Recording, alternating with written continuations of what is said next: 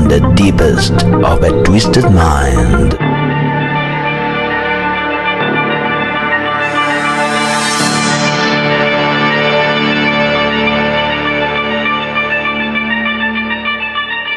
Giallo is back.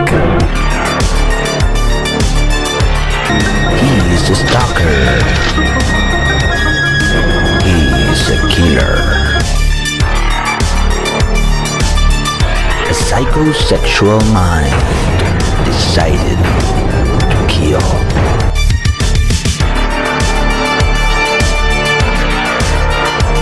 Terrifying suspense shocker you waited for. Deep sleep. Rated R. Yes, y'all, it's going down right now. Episode 232 of the Triple Shots of Moodz and Horror podcast is coming at you live and direct with the homie, JP, also known as Double Shot J. And we have a double shot of Dave's in the house. We got Grumpy Old Man Dave, also known as Mr. Parker, and Dave to the Z, representing the Exploding Heads Horror podcast. And of course, I be your host, the MOOD to the Z, in the place to be. Yeah. It's good, players. What's going on? Yo, this is the Cursed Italian Horror Month, where we can't fucking get them done. Hey, man. It's better a couple weeks late than never.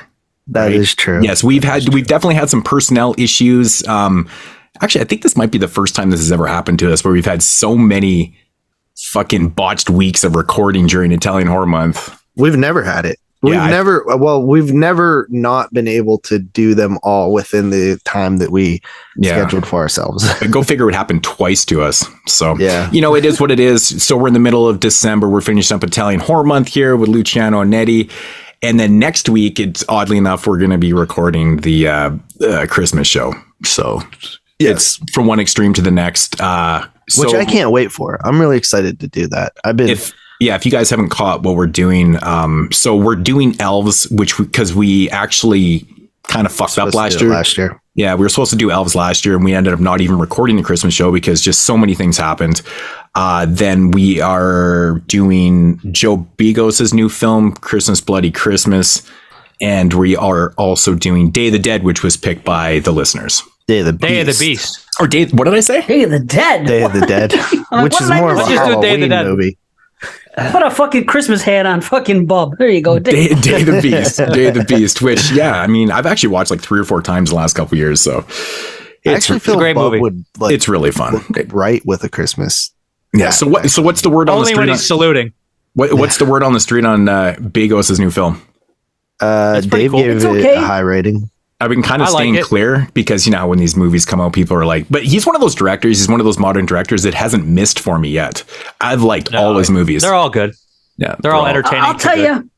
Here's why I could tell you a lot about it, because we did it yesterday for Exploding Heads. We did that one, and we did the Leech, and that show will be out. Well, probably maybe I've heard it. Did you like the Leech? I really like the Leech too. I liked the Leech better than I liked fucking Christmas Bloody Christmas, which I liked. But I will tell you this: it's probably my least favorite of Begos' movies, and I like them all. I think Bliss and VFW are better for sure. Bliss and VFW are better. 100%. I think The Mind's Eye is just as good, maybe around the same. I was a little off-put. It was, and I know I'm going to sound fucking weird, but there was so many forced. Okay, I'll leave that as my last complaint. My first complaint is it didn't make sense why somebody just kept following somebody to all these places. There was things they just could have put in there. It would have been so simple to give it like if you're watching a Terminator or a RoboCop, you could see something and let's say, okay, we're scanning somebody. That's why they're targeted. We're going to keep going after you. It didn't make sense that some things like that. Isn't it kind of already established that those robots do that in movies? And this is like a love letter to Terminator. Yeah. Class of 1999. So it's just like, but hold on. That's in Terminator, there's a reason for it. That one is sent to take out somebody, right? And the other ones, they're sent. In a movie like fucking Chopping Mall, there's nothing they can do that everyone inside. There's no difference between this creature and Halloween. It does exactly what Michael Myers does. Well, in Halloween, it's explained though. In number 2, in part 1, it's not, and everybody loves that to death. Halloween 78. Well, he fixates on one person that he sees. Sure. So does the robot. Yeah, but that's a. Yeah, but okay. Look, why is the robot different? Why is the robot different from a mad killer? Well, not even that. It actually makes more sense that a robot would do that because it's a fucking robot. Because of the distance, Programmed. the robot would have no fucking.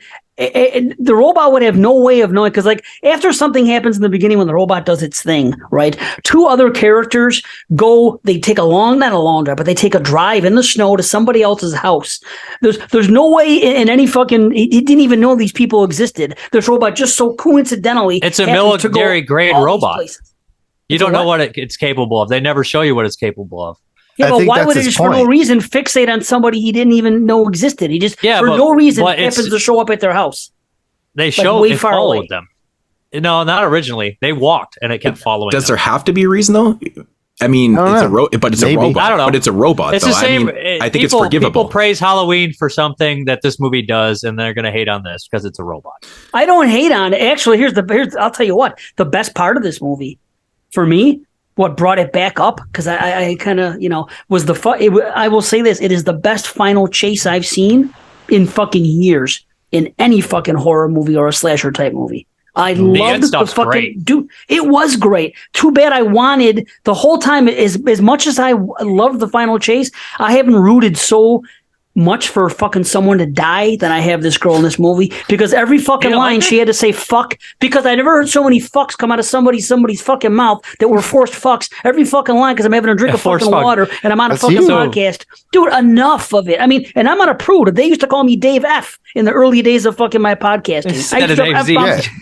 Right, okay, but this was so fucking. So people that don't like Rob Zombie are not going to like 30 times just now. That was his point. I know. I think he was trying to prove a point. I think he was trying to prove a point there. Thank you. But then these people that hate Rob Zombie aren't going to like Christmas Bloody Christmas. Dude, Dave, that's exactly what I said yesterday. I go, this is a movie that Rob Zombie haters, what they say about his movie. I go, Rob Zombie right now wishes he made a movie like this, because all it is fucking trashy type people constantly fucking dropping F-bombs and what do you call it? And, and good gore kills.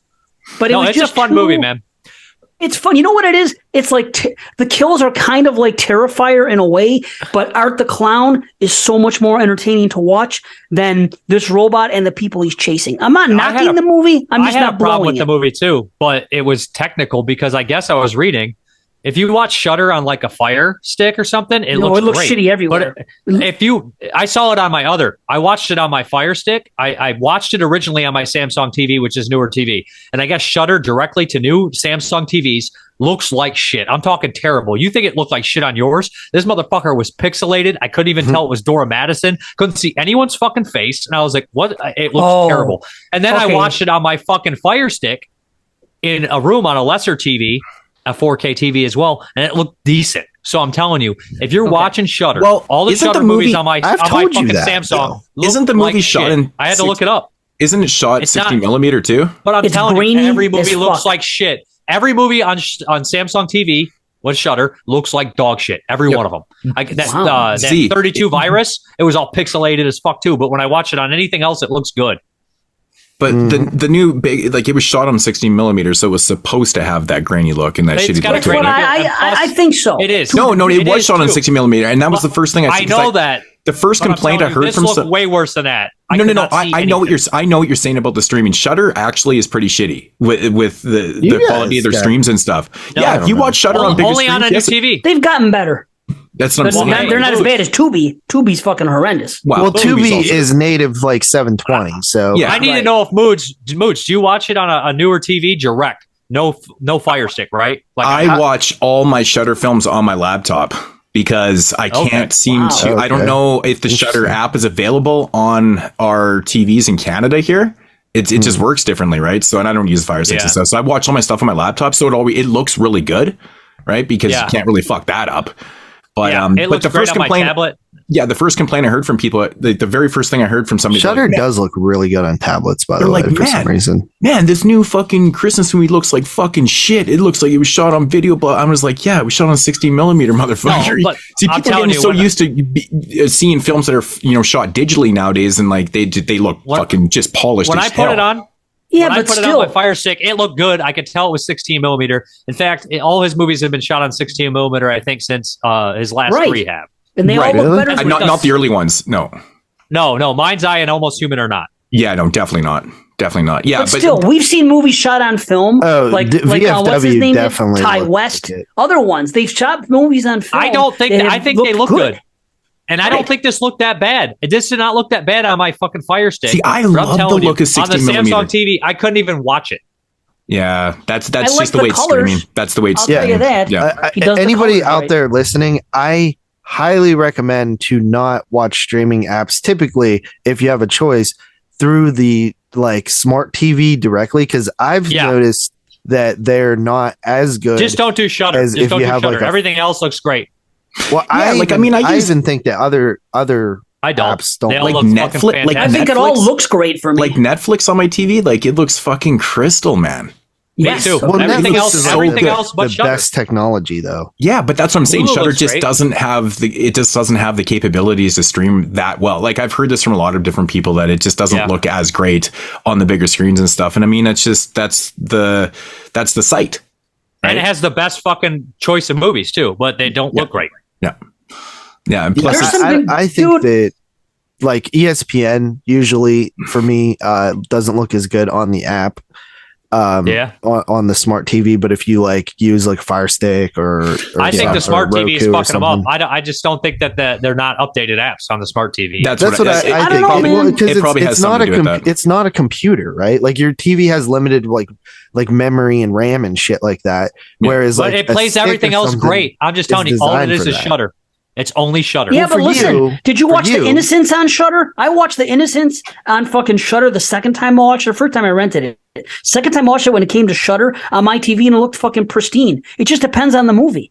Some movies these days, dude, I'm telling you, a few years ago, I would have agreed 100% with you. Like 3-4 years ago, Shudder, I would definitely say pale in comparison to Netflix and Prime, etc. But now, it just depends on the movie. Yeah, Prime looks fine. I'm telling you, I watched this movie on 2 different apps, and on my Fire Stick, it looked great. On my fucking TV, it looked like shit, and my TV is better than the Fire Stick.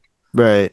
Yeah, right. I believe you 100%. Shudder does not stream correct, and I looked it up. I was reading forums and shit, and everyone's telling you on smart TVs, a lot of fucking Shudder movies look like pure shit. Yeah. I've looked into it too before because I've just noticed not all of them, just the quality's a little bit lesser. I guess. Yeah, I can tell you guys, I have 5 Samsungs in my house. I like Samsung. Me too. We stick to it. Me too. And like I said, with the apps and stuff, they're not even really available. We don't have anything. It's fucking stupid. Even Dark Glasses looked good, and that was on Shudder when I watched it. That looked a lot better. I have a Sony, and Dark Glasses looked good, and The Innocents looked really good. Speaking of that, I think Josiah saw, oh dude, that was pristine. What Josiah saw, I honestly think it's Samsung. I think it's Samsung. I just think that they're not. I think they don't have the app good. I think the app's outdated. I think it comes down to the app itself a lot of times. Look at the for example. I know none of you guys have this, but I've been streaming Shudder through the Xbox since it came on the Xbox, which was one of the last places that it ended up. So it's probably the newest type of technology in terms of what they did. The most updated version of the app, probably. And I could tell you right now, I've had zero fucking issues with the Xbox app ever. And the Xbox is very, very powerful and it always looks good. So I think that a lot of it has to do with the app itself and not so much the Samsung or whatever. It's probably just what Samsung has available to use with the app that's on there. And I don't think they update as well.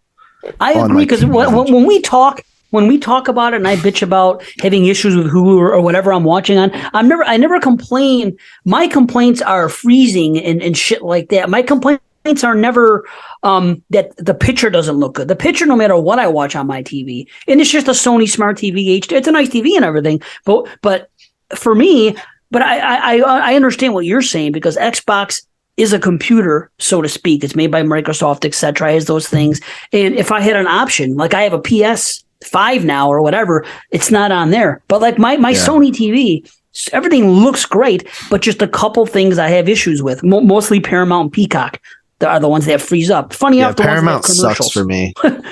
Yeah, I think it's definitely the worst. Yeah, it's definitely that's like a server thing. I think it comes down to servers and stuff too, and the app updates, and there's a bunch of different variables for sure.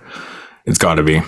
But generally, like something like a Fire Stick is probably, since it's literally designed for stuff like that, Right. it's probably going to be more, better more often, More reliable. than, like Yeah, than the smart TV, which really the smart TV's capabilities are secondary to what the device is. It's a TV, and the apps are like sort of an add-on type thing. Yeah. Speaking of films that aren't on Shudder, The Innocents, that was another one I wanted to watch, and that wasn't even on ours. So. Oh, it wasn't? Okay. No. For the most part, I think they've sucks. really tried to limit that with Canada specifically, where they try to get the same stuff for the US and Canada. I feel like they've done a lot better the last couple of years than when I've only noticed some. I've only noticed a few films this year, and I think a couple of the films that we didn't get on the Canadian Shudder I wasn't interested in anyway, so I wasn't overly disappointed, but that was one of them that David brought up with The Innocents. We didn't get, so I didn't get a chance to watch it. I mean, I might be able to still find it and watch it or something like that. I've heard it's worth the watch, so yeah, check it. But that seems to be happening a lot, this regional stuff. I've been noticing a lot more. I don't know if you guys notice. Well, you probably wouldn't notice, like I would notice, because it doesn't even affect you. Nope. But Shout Factory's become a complete and utter fucking joke. Like, I've been watching a lot of people's videos recently, and everyone's just fucking saying the same shit. Like, it's the most annoying fucking company to buy from for a couple different reasons. So I don't know if you guys know, but pretty much what Shout Factory is doing these days with Scream Factory line is just re-releasing 4Ks. It is what it is. It makes sense, right? Because it's their back catalog. It's easier for them to, to put those out and make fucking ends meet. It makes a lot of sense. Well, the thing is with Shout Factory, they've really cut off, they don't ship international anymore, except for to Canada. It's really like the only place they ship. And so there's a lot of people in the world that are collecting that can't get these titles. But the problem is with the non-4K titles, they have all these site exclusive titles, like, I hate that site exclusive. They fucking price gouge you. No, I hate it. All the things, all the titles, I don't buy them. All the unique titles that they're releasing are site exclusives. They're very high priced, and the majority of those aren't even available to Canada. They're US only releases. Nobody else in the world can even order them from the website. They're site exclusive, so you have to know somebody and get around. It's becoming the most annoying thing. But the other thing I noticed about the 4Ks, which I thought was really interesting, maybe somebody could spread some fucking light on this, but I was noticing that I was looking at the company Wolves. I was looking for the pre-order on Amazon.ca, and there's no pre-order for it. I'm like, oh, okay, it must be US only. So I went to the Shout Factory site to check it out, and of course it is. It's US only, so it's not available in Canada. I can't even order it from this website and stuff. And then I noticed that Black Christmas is US only, and then I noticed another couple, and I was like, Bubba Hotep is US only, and I'm like, so what the fuck is the deal with all these 4Ks that were available Canada US titles that aren't available in 4K? They're US only releases now. What's fucked up? Complete bullshit. Go ahead. Yeah, especially the Corman stuff. But why would you make a movie like The Evil That Men Do? The Evil That Men Do as site exclusive. It's a goddamn Charles Bronson movie that Kino would have released wide. I don't even want Scream Factory to get any titles anymore because they price gouge the fuck out of you, and they make it impossible to get. Dude, they did it with Corman's Hotbox. What the fuck? They did it with Attack of the Crab Monsters, and they own his Source library. Why is this limited, bro?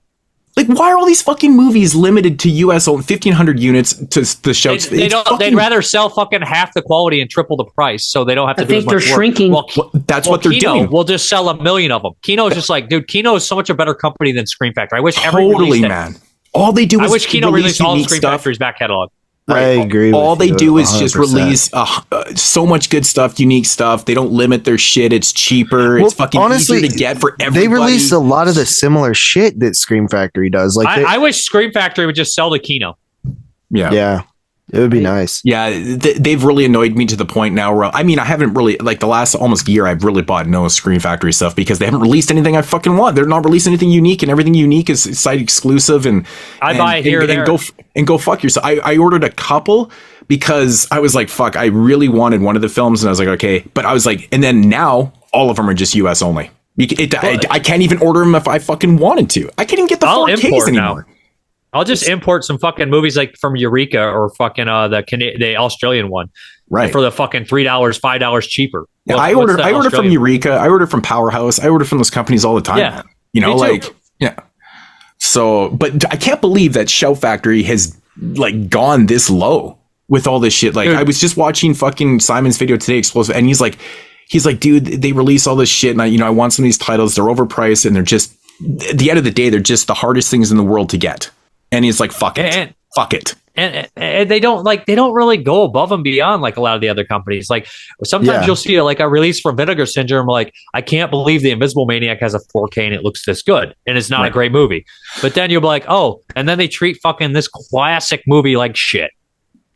Yeah. And but the thing is, and also, honestly, their transfers aren't even that good in considering. If it was up to them, they have no features. If it was up to them, they'd still be putting bare bones fucking 1080p with no remaster editions out. It was places like Synapse and Vinegar Syndrome and Blue Underground and fucking Arrow that fucking lit a fire under their ass to make them fucking better quality. I know it did, because they were the ones coming in like, oh, we have a new 2K master. This is new master. And Screen Factory was like, fuck. And that's why they had to go release all their movies 37 times. And look how long it took them to look how long it took them to like step up their fucking slip cover game, and which is funny about their 4K is because they don't even do new art. It's just like the slip cover over the regular artwork and stuff. But they started doing those side loader hard boxes for like the Halloween, and I think there was an Elvira edition stuff, but they did a couple here and there. But really, in the grand scheme of things, if you compare, you know, the presentation of releases. Yeah, if you look at the presentation of like Arrow, well, they kind of were when they first started, though. Exactly, they started it. It seemed. And then, you know what happened? Behind. They got lazy. Yeah. Well, here's what they did. They came out. They were the first to the casual. They got greedy. They got greedy and lazy. Well, here's what happened. They came out with the Halloweens and this and that, and they started doing all the specs and everything else that nobody at the time was doing. For Blu-ray. Right, for Blues. And then, all of a sudden, other companies came in, and they started one-upping them. And then Scream just kind of like, on name alone, coasted for a while and did what they have to do. And now they're shrinking and shrinking because other people are outdoing them. And now they're just focusing on collections. Have you noticed that's their big thing now? Yeah, it's like the like pins and the fucking little dolls and shit. Action figures for $49.99. I feel like Scream Factory, like in the early go, like their big seller was like their custom artworks and their slipcovers and shit. That was a big seller for Scream Factory. They were like the first, and they were affordable. Really they were like, well, maybe the slip covers, but Arrow, even a few years before, remember when they had their white DVD line and stuff like that, like the early in the slip box editions and shit from Arrow. Yeah, but you gotta remember that was UK only back. Well, I'm just saying as a collector, I don't look at it as UK. I look at it as a fucking collection, right? Whatever. Yeah, but those things were harder. Those things were harder to get back. I couldn't afford those. I bought a bunch of those back, you know, before Scream Factory was. They weren't too bad. They weren't too bad back. Some of those unique artworks, like the Silent Night, Bloody Night one and shit, like there's some really damn good fucking custom artworks on. Like the Pieces one is one of the best artworks you'll ever see. It's fucking outstanding. I did like when they did that whole. Those were amazing. Scream Factory was like appeal to the mainstream because they had stuff like Halloween and fucking Funhouse, Sleepaway Camp, shit that everybody, Right. So they were very their first like year of titles was. It was definitely titles. It was titles. The first title they released that I was like, "What's going on here?" was Lake Placid. I was like, "Okay, dog, I don't need that right." Dude, I remember having that conversation, being like disgusted by that. I was like, "It was the worst thing ever." I don't hate it, but I was just like, "Bro, come on now." Right. Well, yeah, look, Lake Placid was no different than Charles Bronson movie to some people. That was the difference. But Charles Bronson way better. But Charles Bronson took him 12 years, and it wasn't and Lake Placid wasn't an exclusive. This Charles Bronson movie is an exclusive, and everybody buys all the Charles Bronson movies because Kino puts them out. So I have like 90% of Bronson's movies on Blu-ray. Now I don't have The Evil That Men Do because fucking Scream Factory wants to charge $39.95 for it, and they made it a site exclusive. I mean, Scream Factory also sort of goes in waves too, because I remember they were like sucking ass for a while. Then they started releasing all that Hammer stuff, and they got good again. And now they're sucking ass again. You know what I mean? They haven't done shit in the last year. They got Friday the 13th, and maybe have you guys ever noticed that every time you go on a collector's site and this and that, and they talk about box sets, everybody says Scream Factory, get Nightmare on Elm Street next. Have you ever noticed that everybody's always asking Scream Factory to fucking be the one to take? It's like they've gathered like a following, and they're known for putting out these collections because they did Halloween. Well, they did Friday. It also appeals to more of a mainstream audience, though, too, right? Correct. Yeah, of course. Scream Factory, Right. definitely, if you take the Scream Factory catalog versus like Arrow, let's face it, Scream Factory's titles are a little bit more known to the average fan. I'm not talking about us. I'm talking the 100%. average fan compared to Arrow. So it's more appealing. It makes sense why people would say, why not put out the Halloween and Friday the 13th? And then, hey, you already But did also- those. Let's fucking do it. Also, one of the reasons why people specifically mentioned Scream Factory for the Elm Street is because they had to deal with Warner Brothers, who currently owns Elm Street. So that's why, it made sense for Scream Factory to be the ones to release Elm Street. And Who put out Poltergeist? I should know because I just got it, but I don't. Warner fucking Brothers. know. But I know it's Warner Brothers. So if we need that, we got it. Now we got to get The Exorcist next. So Scream could actually, if they play their cards right, put out fucking Poltergeist and The Exorcist, fucking be all end all 4K collections, books, and the whole thing. But they're not. They have to. But it's probably Warner Brothers. Well, sometimes Warner Brothers doesn't let them let certain titles out. It's certain titles that are Like even rights. Carrie, they wouldn't let them do for the longest time. That's because- MGM. Yeah, that was Yeah, it MGM, is. but The Shining, that's Warner too. How come The Shining has? I mean, we have 4Ks of it now, but why doesn't The Shining have what motherfucking? And I hate to say this because I love the guy, but what motherfucking Four Flies on Gray Velvet got? because here's why. They won't Because license it's such a movies big. like that. They They make money all the time when they put it out. Right, exactly. This was just going But to it's say, The Shining, man. You can it's sell that for 150 and put a bullshit book in there and a fucking Shining Twins keychain and bullshit that people would Because eat up. why You guys would- know it. the way that Warner Brothers would Dave look is at it actually yelling like, right at you, JP, right now, when because they he knows put you bought their- that shit. No, not just him. Just Parker did too. that's The okay. Shining? I'm not mad at it. I held my ground and I Flies. passed on it. I held my ground. I did No, know. I bought it. I said, bought fuck some y'all. Listen, Dave bought the eight film. I like all those fucking movies. bundle. Yeah, I Yeah, actually which wanted makes them pretty cheaper. much everything in there too. That was a pretty good bundle for me and Dave. Like that was a good bundle. It was $250, Yeah, and there's like Yeah. a bunch of. There's like a TV show in that whole bundle. It's a whole Yeah, TV series. I did buy the TV show as well.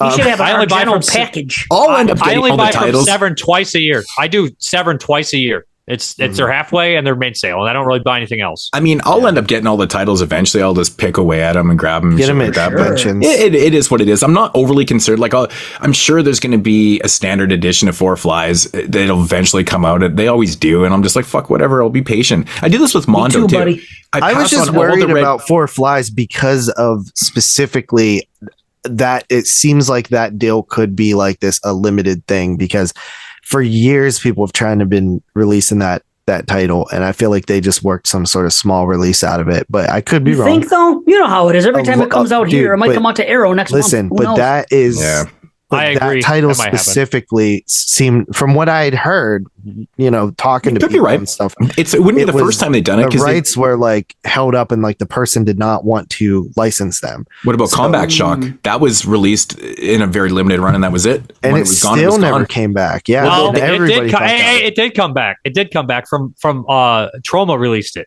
Oh yeah. Yeah, No, I'm but talking about fucking Severn, Troma. but Severn had. when Yeah, they but it's the announced- same. It's all the same bullshit except the features. So Is it's the it? same disc.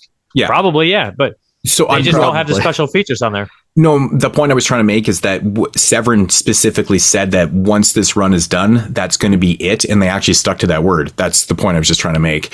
Yeah. Troma One of ends the up rare re-releasing companies all this stuff. That's because they clearly licensed it from Troma on a limited release. Yeah. It was That's why actually. if you have not noticed, they do it on Vinegar Syndrome too. They'll license a Troma movie, and then it will go out of print, Yeah. and then Troma will turn around and use their master that Vinegar Syndrome made for their. Well, that's the release. deal they have. Actually, with they Troma. don't even license the Troma movies. They don't even license the Troma movies. Troma basically lends their movies. They do the transfers for Troma and shit like that, right? They have Yeah, a deal but then through they that. get to release it themselves, and then Yes, Troma that- gets to have the Yeah. masters afterwards. That's part of their which handshake. Is a good deal. No, that's part Yeah, of that their is handshake. ridiculous. Yeah. It is, man. But It is, but yeah. to go back to what Dave was saying, because I didn't get to finish that point. So the something Nobody like The cares about this, Shining. JP. Come on, I barely got to talk.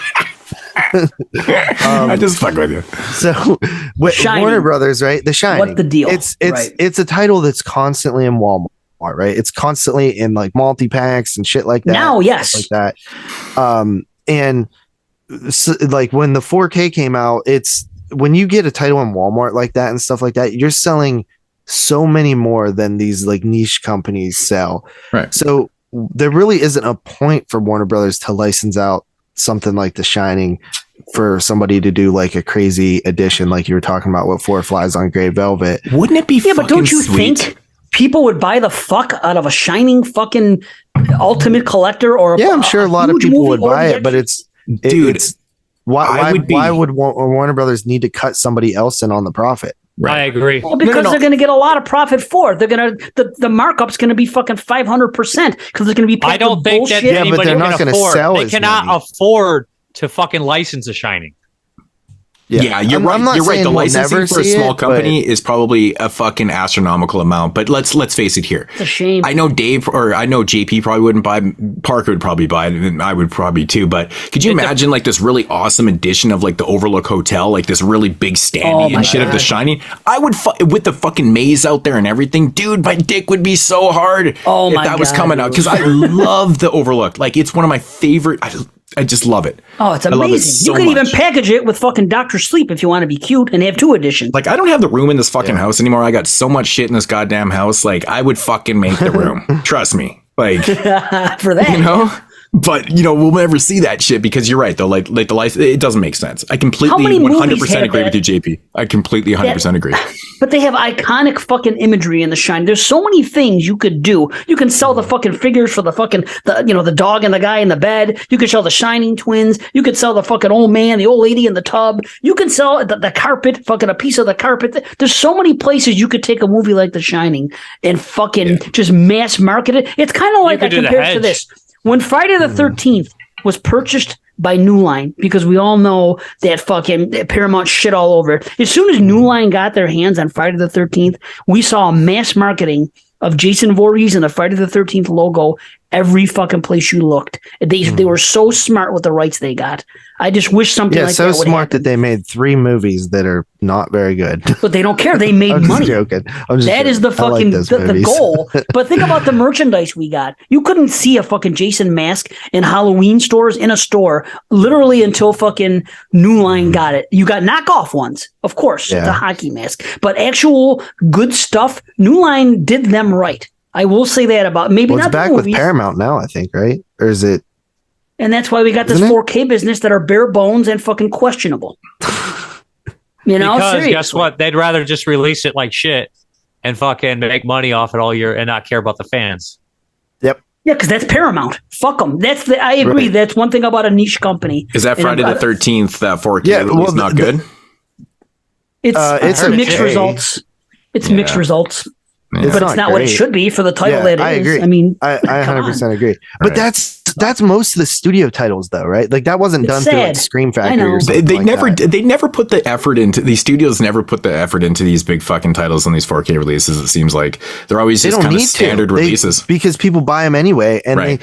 they sell so many more than like they would through like a Scream Factory or something Right. like that. Right. That it's like we're talking like tens of thousands versus thousands. You Mhm. know what I mean? Yeah. When it comes to the stuff released in Walmart and things like that. Whatever happened to the days of like, putting out quality though? It's like, come on, man. I mean, you can put out this shit in average qualities and sell like fucking million of them and stuff. But like at the end of the day, man, you put out a half-ass product, and that's the way like I'm looking at it. Yeah. I fucking hate that shit, man. Putting out half-ass shit, like, but it is what it is. At the end of the day, they don't need to spend the money to do this high-end 4K transfer when, upkeep it from 1080p and fucking sell it as a 4K.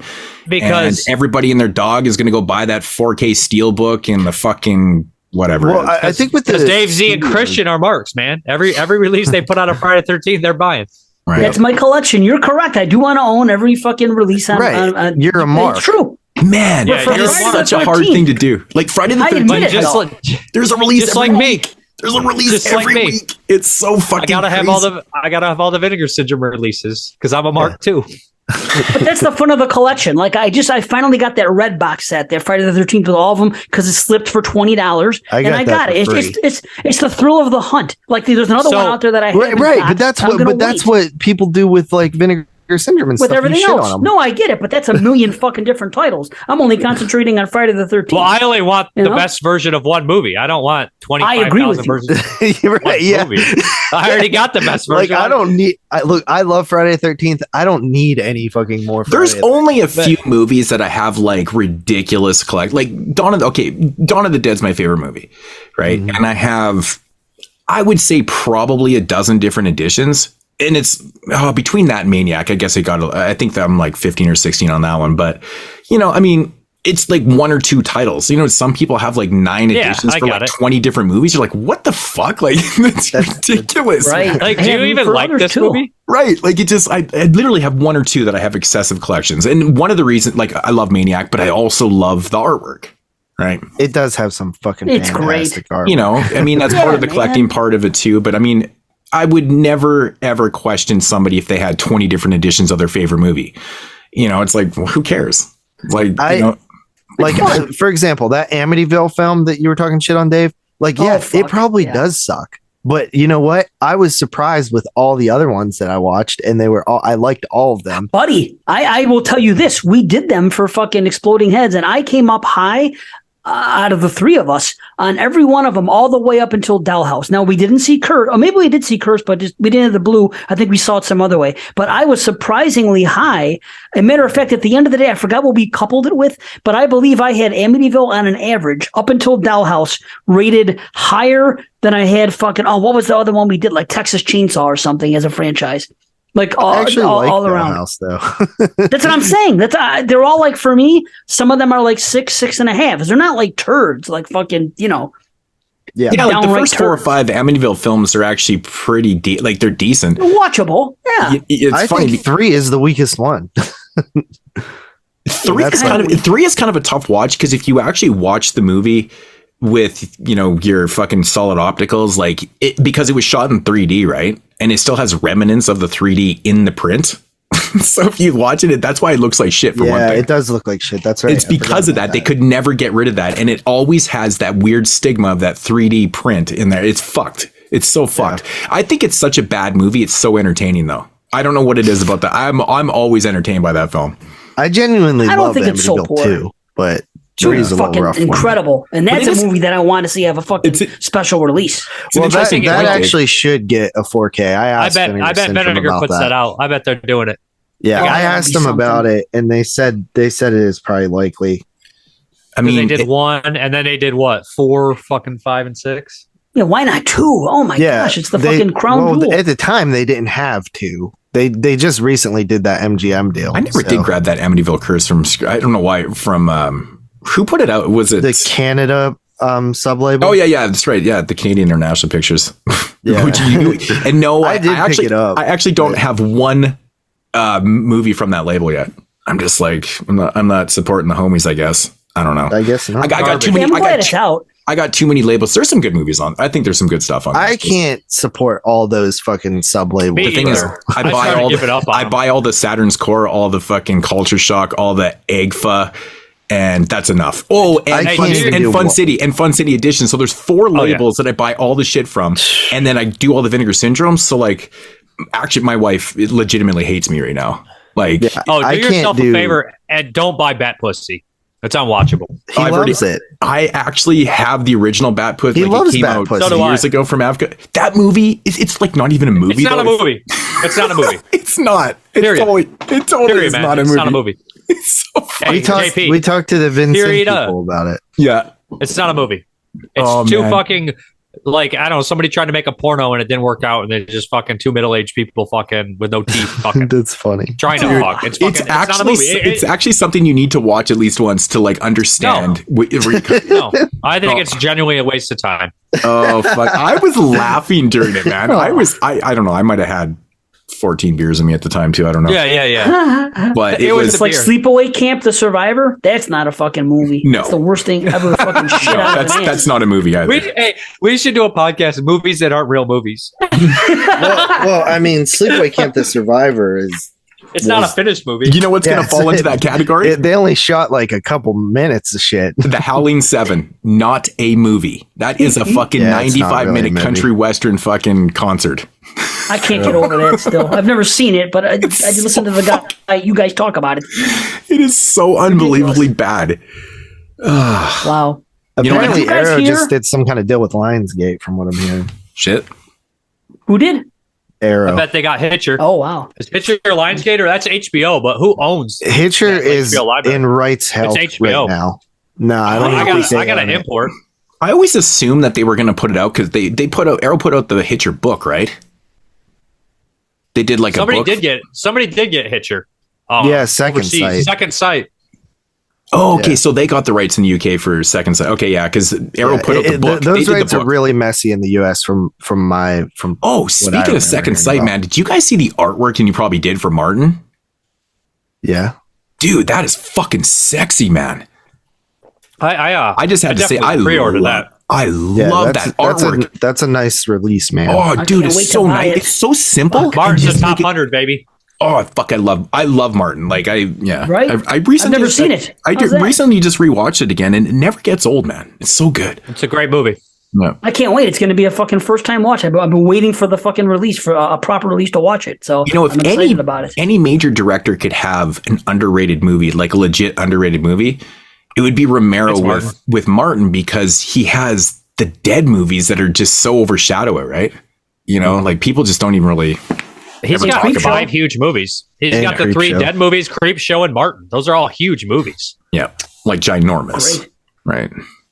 So did you guys see, we were talking about it earlier, I was going to bring it up, but we started talking about all the other stuff, all the business that's happening with fucking Shudder. Speaking of them, they might be going right down, man. They have all kind of mass layoffs and all this other shit, and AMC is supposed to be doing something, and they're laying off a lot of employees, and people are thinking the first thing they're going to cut is going to be something like their Shudder, and then just take some of the movies that are on their Shudder and just put it on their AMC label, but that will extinguish all the fucking Shudder originals and Joe Bob and all that shit. It's fucked up, huh?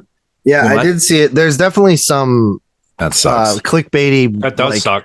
Stupid articles that are not true that are capitalizing on the situation. Right. Who would do something like that? Nobody would ever do something like that. Like literally, but the story's legit sounding, right? I mean, well, there's legitimate to what's going on, but like the articles you're seeing are like, AMC axing Shudder and shit that, which is just not true.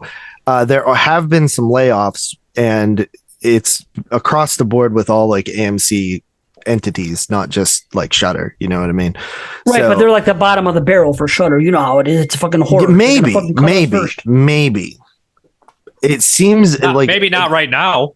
Like it honestly seems like Shudder might be one of their more successful ventures, considering how it doesn't cost as much to maintain. Right. Mm-hmm. I hope you're right, man. I'm hoping I'm right too, but to have original programming costs money. We know that, you know. Yes. Right, but also I feel like cheap horror movies. Horror is so popular. I mean, those movies are cheap, bro. You know, this goes back to a conversation. This actually goes back to a conversation that we had. I don't know what. Obviously, I don't remember what show it was, but I remember us talking about Shudder and what they charge. So, is it still like $7.99 a month?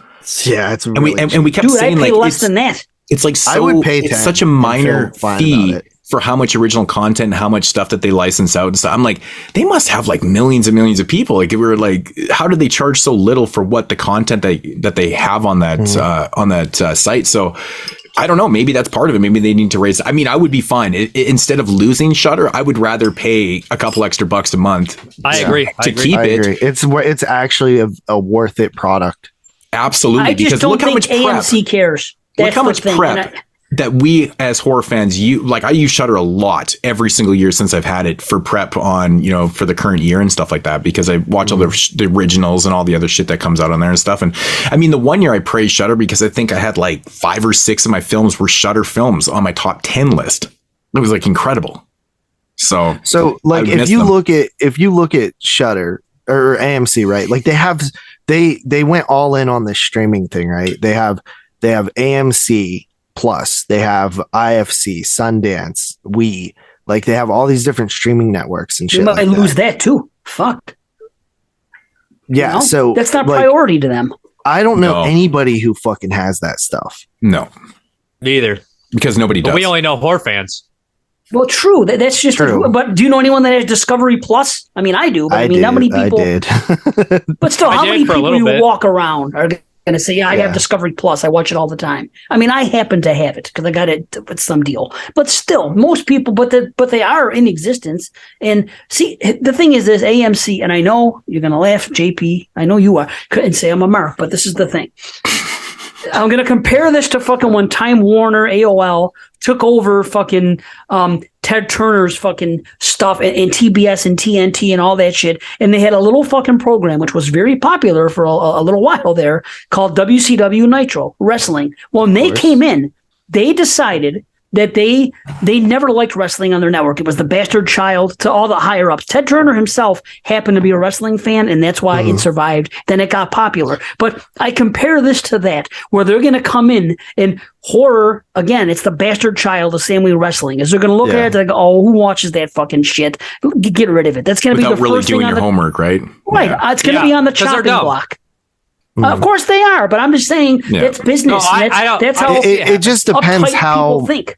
it just depends like how much of like if like because even if you don't like something, depending on the money it makes, It doesn't becomes mean that everyone undeniable. else doesn't. You know what I mean?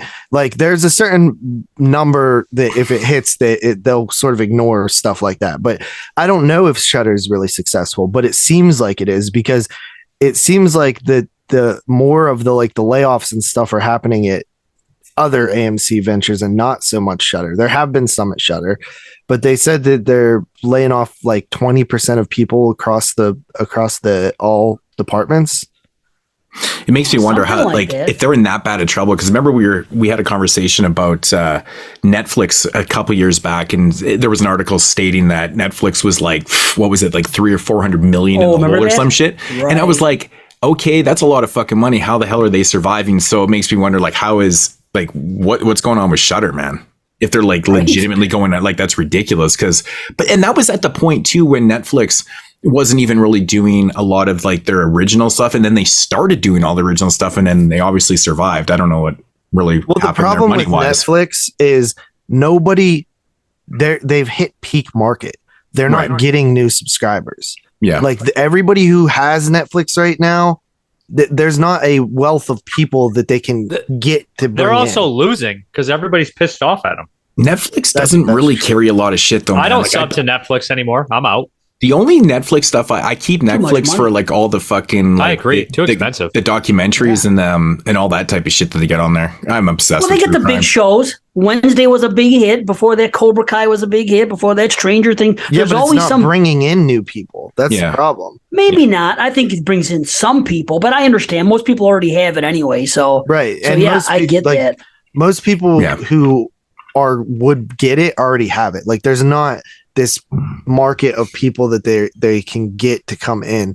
I was watching something where these really smart people were breaking it down and saying that like Netflix is like pretty much doomed to fail at this point if they don't cut their original programming because they're spending way more than they're bringing in terms of new subscribers. No, Because that's really the only point to make good original programming is to bring in new subscribers. To keep the ones you have doesn't help that much. They're not going to do that though. What they're going to do is they're just going to keep raising the price. Like I think I pay like $9,000 a month for Netflix now. It's a crazy. Like every time every time I turn around, I'm like I went from paying this and all of a sudden I'm upcharged to this 4K price, and it's like I don't even know what the fuck I'm paying now, but I know it's like triple from what I started, at least. So I think that's what they'll keep doing.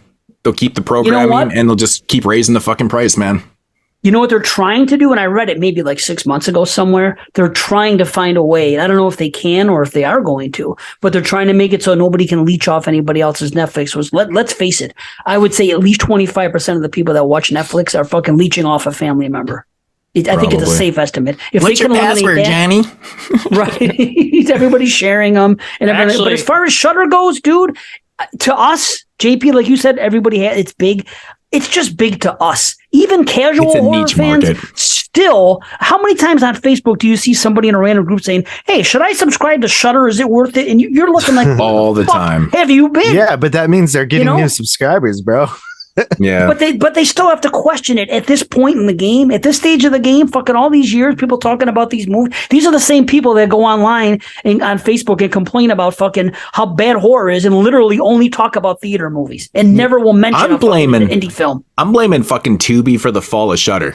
100%. You know how many people I see all the time? Like, hey, it's playing on Tubi. Tubi's awesome. Program, it's free. Bro. It's free. It's free. It's free. And the thing I hear constantly about Tubi is like, it's free. It's free. It's free. So there's so many people that don't care about the quality they're watching. Like, they'll literally watch VHS rips and be like, it's pretty good looking, huh? And you're like, bro, you got it's those motherfuckers that are in denial. Those guys are in fucking denial. Those are the assholes that say, I'd rather watch Texas Chainsaw Massacre on VHS than the 4K. I'm not talking about those guys. I'm just saying there's a lot of middle-aged guys that do not know picture quality. Oh, because for sure. There's guys that like buy used DVD, like the burned blue DVDs, and they watch them on their 4K TV. And it's like, bro, what are you doing, bro? It's all blown up and shit. It doesn't even aspect ratio so reflect on. Hey, bro, is that Denzel Washington or Bruce Willis? Who cares? It's a new action movie. So there was an article done in 2020. Amazing. The owner of AMC said that Shudder would have about 3.5 million subscribers before the end of 2020. They currently had 1 to 2 million subscribers. That seems like a lot to me. 1 to 2, but that's a big difference though. Like, what is it? Is it 1 or 2? But you gotta remember, I can't see it being huge numbers because horror is a very niche market. So you can't, you're not going to hit fucking 5 to 10 million. That's just way too much. It's way too much. The market is going to cap out at a couple million for sure. I still think there was a Shudder billboard by my house.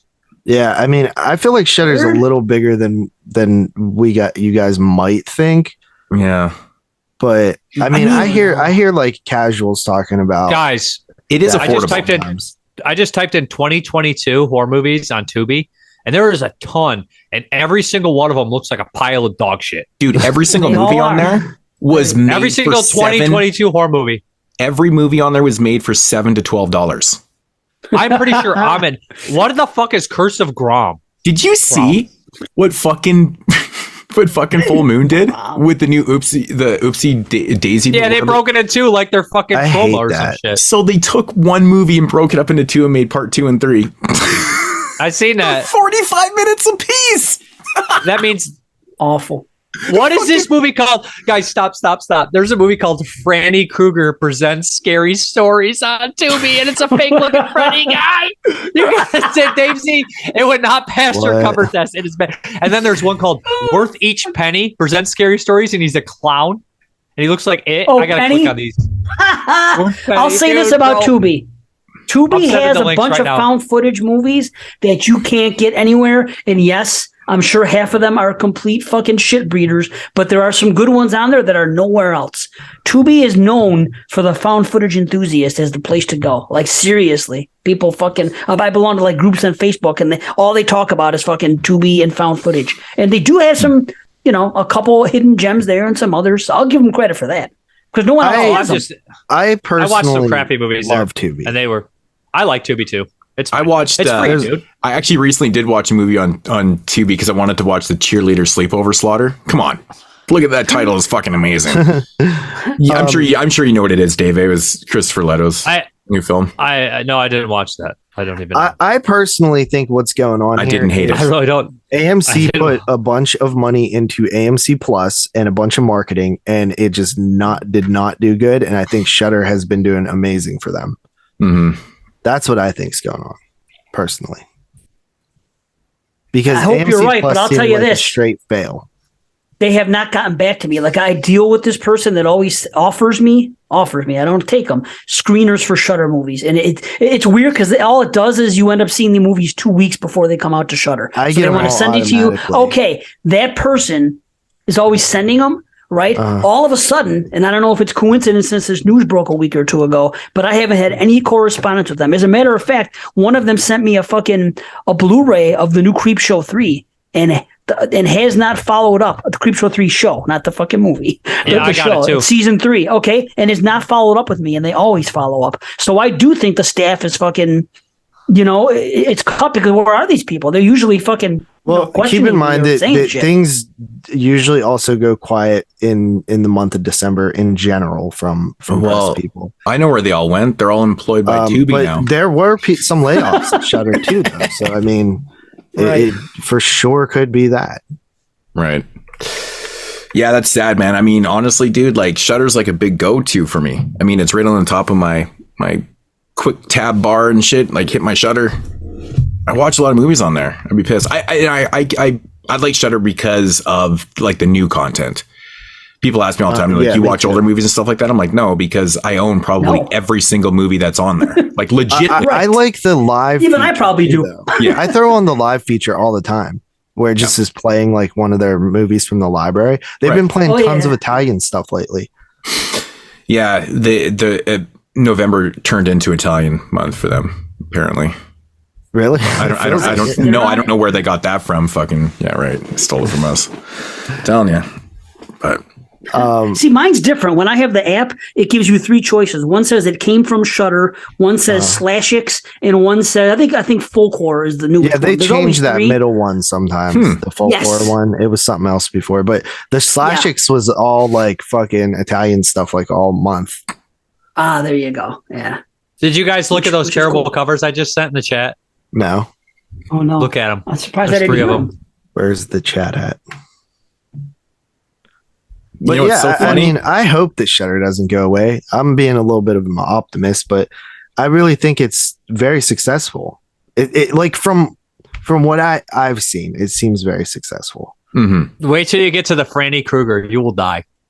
I don't see him. What chat? Oh, I see it. How do you see Click that. It's There's on 3 of them. Zoom. There's Oh my god, that's scary stories. Oh man. there's 3 of them, Moodz. Click on all of them. Oh my god. Franny Krueger one These are ridiculous. oh my god.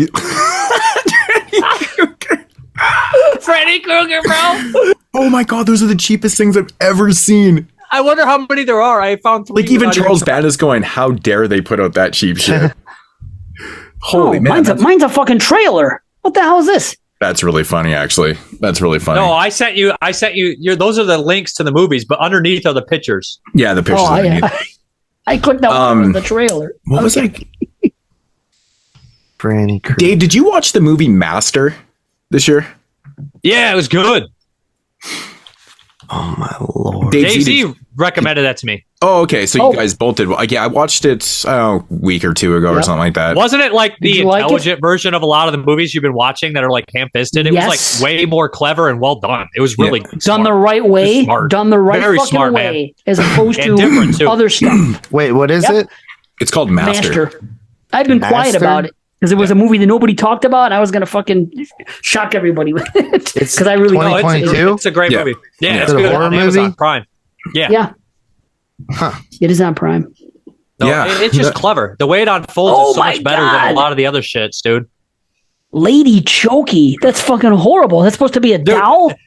Did you see Franny Krueger yet? No, Lady Chokey was the first one I saw. That's the best one. You got to see Franny Krueger. Franny Krueger's by far the best one. Oh, man. I don't know how to get back to Zoom. Shit. Dude, that's fucking crazy. Dave, I was actually taken back by the production value on Death to Metal. It was fun. It was way better. Like the production value was way higher than I was anticipating. And I popped in and I was like, holy shit, man, what the fuck is this? It was really Wild fun. Eye is actually putting out decent movies. Franny Krueger's the best, ain't it? Dude, you know what it looks like? Well, you guys probably don't know. Did anybody here watch Mr. Rogers, or are you guys all too young for that? Dude, I remember I'm from Mr. Rogers. fucking Pittsburgh, dude. Of course I watched Mr. Rogers. Okay, It's fucking made in Pittsburgh. Hey, Well, I Mr. don't even know Rogers that. personally molested every kid in Pittsburgh himself. Hey, you fucking shut your bitch ass Don't mouth. besmirch Mr. his name. Rogers. Right, Come on. right. No, dude, that thing looks like that puppet. Remember that puppet, Lady Elaine? Mr. Rogers. That's what that puppet looks like. Franny Krueger. Hey, It's crazy. I love that. I love that Freddy Krueger's wearing one like claw glove and his other's just like a work glove that you put on. Man, it totally that does. looks worse than those knockoffs from other. It totally does. What robe is he wearing? Is he like the bad guy is he Mumra from fucking Thundercats? Dude, his other glove is a Michael Jackson glove. You see that? Or her? Sorry, it's Michael Jackson and Freddy. It's Franny. Franny. It's Franny Krueger with 2 U's. Go Lady and 2 Elaine. R's. Go fuck yourself, Scary Stories. This is a goddamn trash. Dude, you know what we got to do on the Christmas? We have to like quickly watch those or something and just talk about them because those shits, are they like 20 minutes long? Are they actually like full length movies? Dude, they're full length movies, bro. Are they really? I thought maybe they were short. One was like almost an hour and 40 minutes, I think. What? Hour and 30. Oh, we already know. Franny Krueger presents Scary Stories. Oh, yeah, but God, the other one was like 138. 2.1 out of 10. And there's only 20. There's only 23 ratings on Internet Movie Database, and it's on Tubi. Fuck that. And there's only 2 people in it. I'm scared to watch. A new prescription drug allows you. Wait, listen. A new prescription drug allows you to control your dreams, but the side effects can be deadly. And this is just the first Scary Story. Franny Krueger will show you more, and it's directed by a guy named Mark Moose. He's one of the stars. Right? There's only 2 people in the fucking movie. That is so ridiculous. I would watch that for a podcast. Dude, listen to his movies. Wild Wild Diarrhea, Fast and Serious, No Time to Cry, Oh Shit 11, Halloween Friends, Lady Chokey presents Scary Stories, Franny vs. J Daughter, what? Franny Krueger presents Scary Stories, Matt's Ghost Lady presents Scary Stories, J Daughter presents Scary Stories, Worth Each Penny presents Scary Stories, That's the Healthy Pennywise Skin one. by Marta, and John Wig. Not John Wick, John Wig. Dude, he became this guy's like the new Jim Warnowski with all his like. He's the new Dustin Ferguson. Remember Dustin Ferguson? Yeah. Oh wow, there's a bunch of these. Jim Warnowski, he has this like he did like 30 films in like 10 years, and they're like all Does he get paid? They're all these like parody names and shit. And oh man, we were pissing ourselves one time on the show reading them off. Yeah, they're just fucking so bad. This guy, these are bad. Can he make a living doing this though? Like seriously, I don't know, man. Like, not probably a living, but my thing is though, like these are full production movies, like that are an hour and 40. Like where the fuck? Halloween Friends. I'm so confused. You see how Halloween ends? Do you just see Halloween Friends? Look at that. Yeah. That's the Halloween Friends. I didn't register that it was Halloween Friends instead of ends. And it's fucking Michael. There's 2 Michaels in it. A Jason and a fucking Freddy and a girl. And it says Halloween Friends, but FRI is dark, so it looks like it says ends. It's amazing. It's the cleverest thing about the whole movie, probably. Right. I can't do these, man. See, I would for fun. I will watch a bad movie to sit here with you guys and fucking bag on it. I think it'd be great. But you know what, man? These are the type of movies that we just do a commentary for. Oh, dude, I don't even think I could do it. Right? Dude, Franny Krueger is in Halloween Friends. No, you get a bunch of beers, you do the commentary, make me watch drunk that commentary. I would do that, Moodz. You know what, man? I don't even drink. I'll drink that night just to do it. We could do just a random Zoom. I don't know. Can you play movies on here? I have no idea. I don't know what the functions are, but we could do a commentary. Oh my god. I kind of want to watch Halloween Friends just because it has Franny Krueger in it. And 2 Michaels. Halloween Friends 20. All his movies are made in 2022. It's literally so stupid. Damn. I can't believe it. I'm laughing. It's 4 females. Oh, have you seen the cover? No, it's got the That's Jason. what I'm saying. It's got 2 Michaels and a Freddy. Yeah. You're right. 2 Michaels. It's fucking ridiculous. A real bad fucking dollar store Michael mask and a regular Michael mask. What I don't understand is Taylor Storm plays Franny Krueger, but this Christian Lumberg girl who's in Franny Krueger, the Scary Stories, plays Franny Krueger. So they couldn't even get the same person to fucking play Franny Krueger. Amazing. That's quality filmmaking right there. Because I'm not wearing that fucking glove. It weighs 10 pounds. Let her do it. Bro, it does not weigh 10 pounds. You know damn well it don't. Of course, it's made of plastic. You know it is. They got it at fucking the dollar store. It's straight a fucking oven mitt with some fucking butter knives on it. Oh, good old Tubi, man. Oh, that's great. Dude, there's like a lot of these. It's ridiculous. But Parker's right though, man. Like if you scroll through the new films, what if they were all the same? What if they were all the same movie, but with just a different host telling the stories? That'd be great. It's like Choose Your Own Adventure. Yeah. You want Franny Krueger to tell it or Chokey Doll? Chokey Doll. How embarrassed would you be if you? Hey, I was just in a movie, Mom and Dad. What is it? Franny Krueger presents Scary Stories. Scary Stories. Oh, cool. Let's check it out together. There's just no possibility of taking that serious. You just can't. How about a first date? Hey, want to go? Let's watch this movie. Bring her over, And here's the thing. You're so cheap, you can't even rent a movie. You just put it on Tubi. You're like, it's free. Dude, I guarantee there are people in this world. Let's have some government bring cheese. A girl to their house, and they say on a first date, like real horror geeks that don't know any better, and fucking sit down on the couch. Hey, let's watch this Tubi. Franny Krueger. I guarantee you, somebody would do that.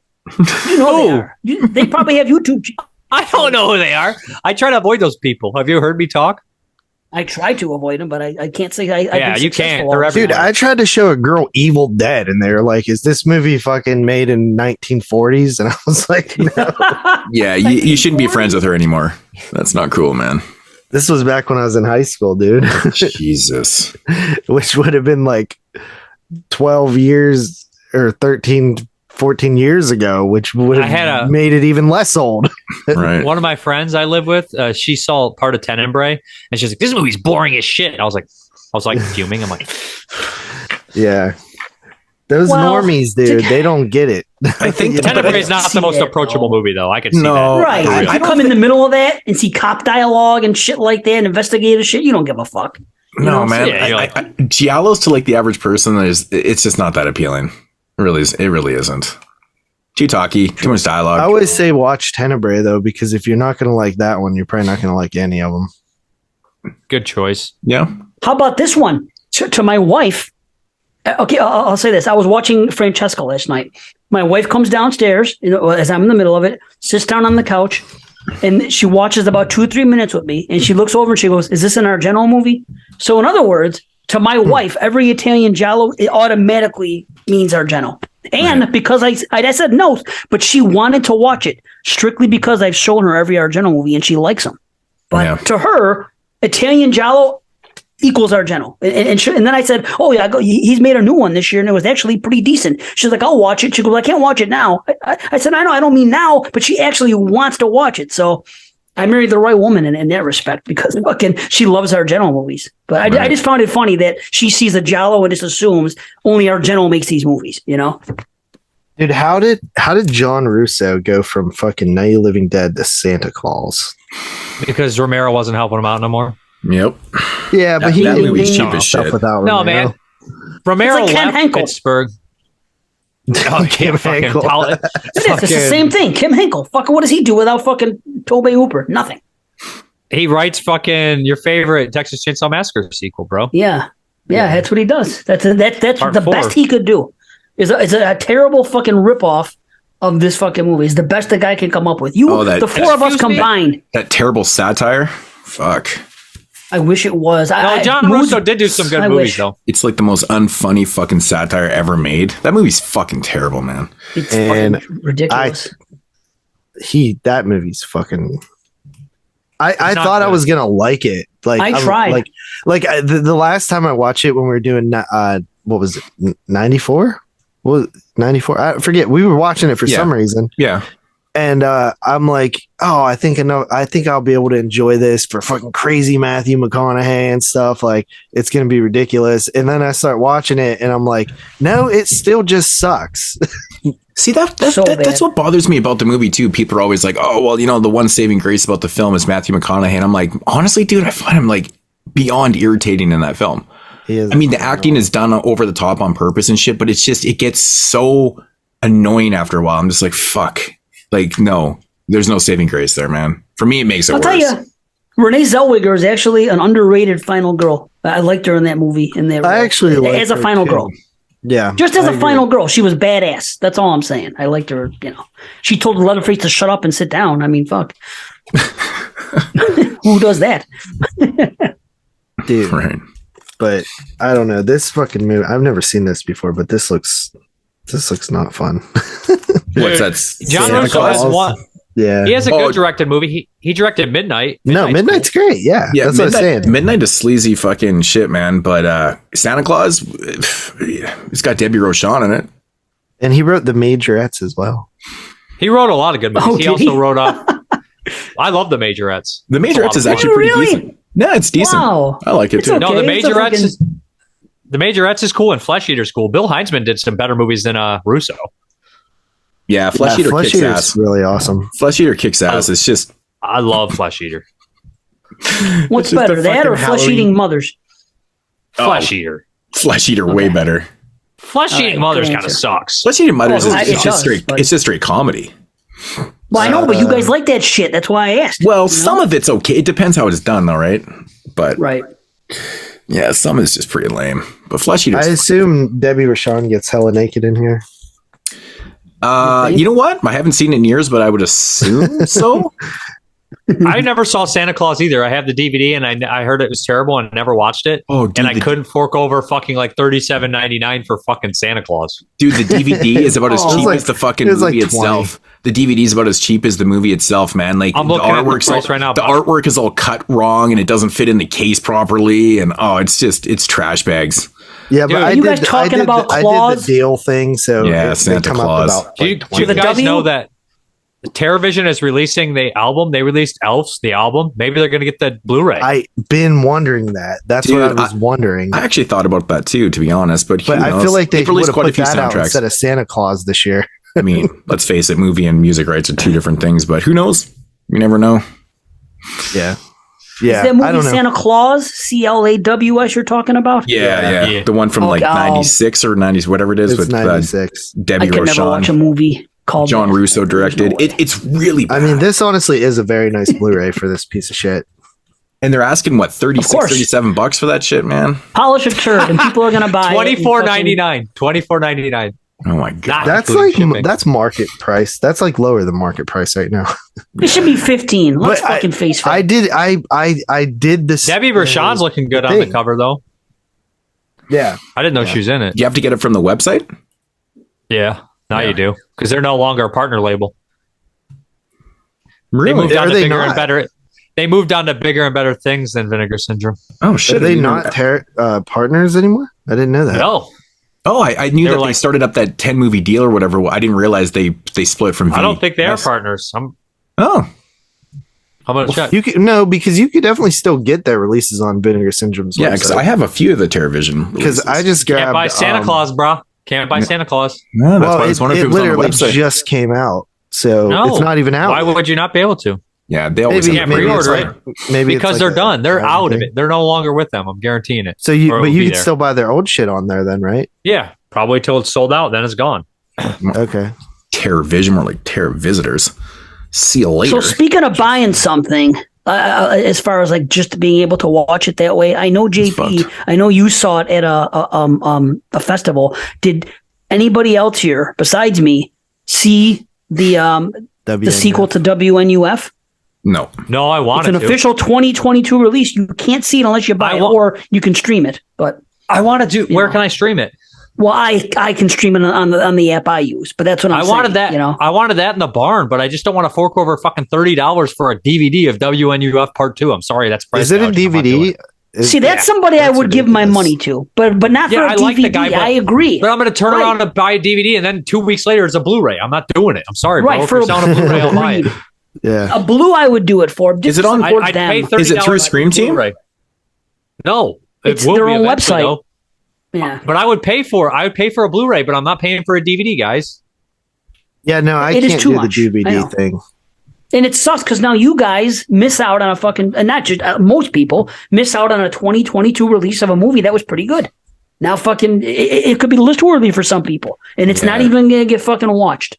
And I don't understand why they don't sell to Shudder and things like that. That's what perplexes me about some of these, doing it this way. Dude, okay, you they gotta buy really it only from us. fucking released this thing on DVD? Dude, same thing happened. You know what happened last time with WNUF? They only released it on VHS at first, and then after like 3 or 4 months, they weren't selling as many, so they decided let's do DVD. I actually and then think they that's did. a little cooler than. It is cool for a gimmick, but it didn't sell. Not cool enough. that I mean, people this one fucking did the flocked. same thing. This one has a VHS release too. Yeah, I think they put them all out at the same time. But when they initially put out WNUF, they try to make it a whole gimmick, like exclusively. $30 We just want to on- sell this a on- VHS. DVD. Yeah, That's not. That's it's ridiculous. a shame. That's But a I no would for rather me, give dog. them I will buy the barn money. too. I'm going to get the barn too. No, how much is that? It's probably like 25. But it's Is it actually blue or a Blu-ray. DVD? It's a Okay. blue. The blue. I understand. It should be out now. Well, I will tell you this: you're going to enjoy the fucking Out There Halloween special more than the Barn. I know, because I know the director. I met him at. Why did you watch the Barn too, Dave? No, but I know Dave wasn't a huge fan of the first one, so I don't anticipate he's going to love the second one. Oh, is it? Yeah. Well, that's that guy I don't like die right away? Shut up. The guy with the eyes? Fuck's sake. Yeah, without the eye. I can't wait to see the Barn 2. Those are two movies I want to see. Movie. The Barn 2 is better, but WNUF 2 is better than the Barn 2. Yeah. I bet. I just don't want to fork over. I might end up buying a fucking $30 one. Nah, at the end of the just year wait, dude. I mean, maybe TerrorVision will release a Blu-ray of it. It'll come out. But you see, that's what I say. As much as I bitch for this year. I know, it sucks you can't just fucking That's what I'm saying. Is it rentable? I want you guys to see it. Fuck. I tried to rent it. I'd pay $10 to rent it, and then I'd buy the Blu-ray when it came out, but I'm not fucking spending $30 on a fucking DVD. No. I don't blame you. I'm just not doing it. It's fucking principle. I bet you if you contacted the dude, they would give you a I guarantee he would, but I'm just lazy and stupid, and I feel weird about it. Yeah. But would you rather give him $30 for the DVD of this, or would you rather spend $25 on the fucking Amityville Curse? $25 on Amityville Curse. I spent like $18 on Amityville Curse. I didn't spend $20. I'm a partner label thing, so I just. Which you may or may not like, but you have a good feeling. I can't do DVD like that. Me either. I just do it to support them. I don't want to support. I would rather buy a shirt than support them by buying a DVD. I don't want to support Amityville Curse for $25 because they fucking gouged. I didn't spend $25. I'm not saying you did. I'm just saying in general. I spent like $13 for Shudder. That was the advertisement I saw on Blu-ray.com. I didn't know when I said it that you bought it. I'm just saying. I showed you guys. I'm like, that's ridiculous. The same I bought way it from Shredder, Vinegar Syndrome though. For $35, I'm going to buy Shredder on Blu-ray, and I'm one of those few people that. Bro, like it didn't cost $35. Right now, it's on Blu-ray.com. I went on sale. I waited till it went on sale, and the fucker was like $13.50 on sale on Ronanflix one day. Nice. Well, that's what Shredder was worth to me. I was like, I'm not paying that fucking price for fucking Shredder. For a Blu-ray? I never upgraded. I've never even fucking seen it. It's okay. Me either. I just bought it. I heard it's fine. No, it's okay. Yeah. What I don't understand is why is this not available to rent though? I know, that's what I was wondering, man. That's weird to me. Yeah. There must be like a bigger release planned or something that they're holding off on. They just want no one to see it before the year ends, so they can't put it on their top 2022 list. You know what? I think he's doing this on purpose. Yeah, I believe it is. It's fucking calculated. I don't know what the end result would be, but for me, it would be up there close to top 10 for me. But I don't know if I'm counting it. Wait, yeah, no, it's on disc. Bro? I can count it. That's right. Well, at first I was just thinking that I was the only one that was able to see it. See, that annoys me that I don't have an opportunity to see it unless I fork out $30 for a DVD on a movie that potentially that will be on your top 10 list. That's fucking lunacy. I agree. Right. Yeah, that's saw it in the theater like me. Dude, crazy. Well, we didn't get a chance to see it in the theater. We have fucking lives and jobs. Yeah, there's no way it was ever coming here. The menu and Bones and all, they weren't around long enough to let everyone. I saw Bones and all, but I didn't get to see the menu. It was one or the other. Dude, they weren't around at long that enough. Point. The menu never even came here. I was so pissed. The menu and Bones and all, it was the last day I could go, and I had to choose one or the other, and I chose Bones and all. We never got the menu. I feel like not enough stuff comes out for me to be able to like keep going. Like to me, it's like fuck. There's nothing. I don't know that much, man. Well, it's different for you, JP. I'm talking about like Moodz and like Christian. They just don't always have the time to fucking get to the theater. They only had a certain allotted time. That's because you got kids and stuff. Well, that's what I'm saying. They have a family. So I'm not saying you, but just in general, a lot of regular people that I took two people to see Bones and all, and they both hated it, and I really liked it. I was like, they did. Really? I loved it, dude. Half the theater hated it. Was great. I was surprised. You liked it, Dave? I liked it a lot. I liked it. I'm not blowing it like some. I thought it was better than the menu. Ooh, not me. The menu. Really I saw both. I saw the menu Bones and All, and one other movie that I can't remember. Oh, Violent Night, all in the same day. It was one of those weird movies for me that I was like, I really liked Bones and All. I thought it was good, but then I was like thinking about it after, and I was like, I don't know if I need to watch it again. Like I had that weird feeling. But that does not affect me at all for like my top. Well, no, because like there's just certain movies that I'm not interested to watch again. Yeah, but I think the first act on one of my big things is one of the best parts of the entire fucking year. The first act. But you know me, man. You know me. I like the rewatchability in films though too, right? Like I'm not saying it's not a bad film, but just certain movies are okay to not be that type of movie for me. Like what was I just thinking of? Like something like the what was the movie that I really loved? Landmine Goes Click. Well, and that, yeah. Like I don't really see a reason to see Landmine Goes Click again. It like, oh, there was another one too that had like a bunch of twists or something in it, and I was like, there would be no point to ever watch this again. See, I want to. If I like something, I want to watch it again each and every time. Especially if I'm deciding on a list. Maybe there is a point, JP. You can't even remember. Second watching. You can't even remember what it is, so maybe you need to rewatch it. Dude, my brain is literally fucking fried. So is mine, man. It's getting worse every year. I'm like, dude, when I'm like as old as you guys, I might have fucking dementia, dude. As old as us? Jesus Christ, dude. Yeah, come on, bro. I mean, quit treating us like we're fucking geriatrics over here, man. Fuck. Oh, it was Don't Worry, Darling. I'm like, there would really be no point to ever watch that again.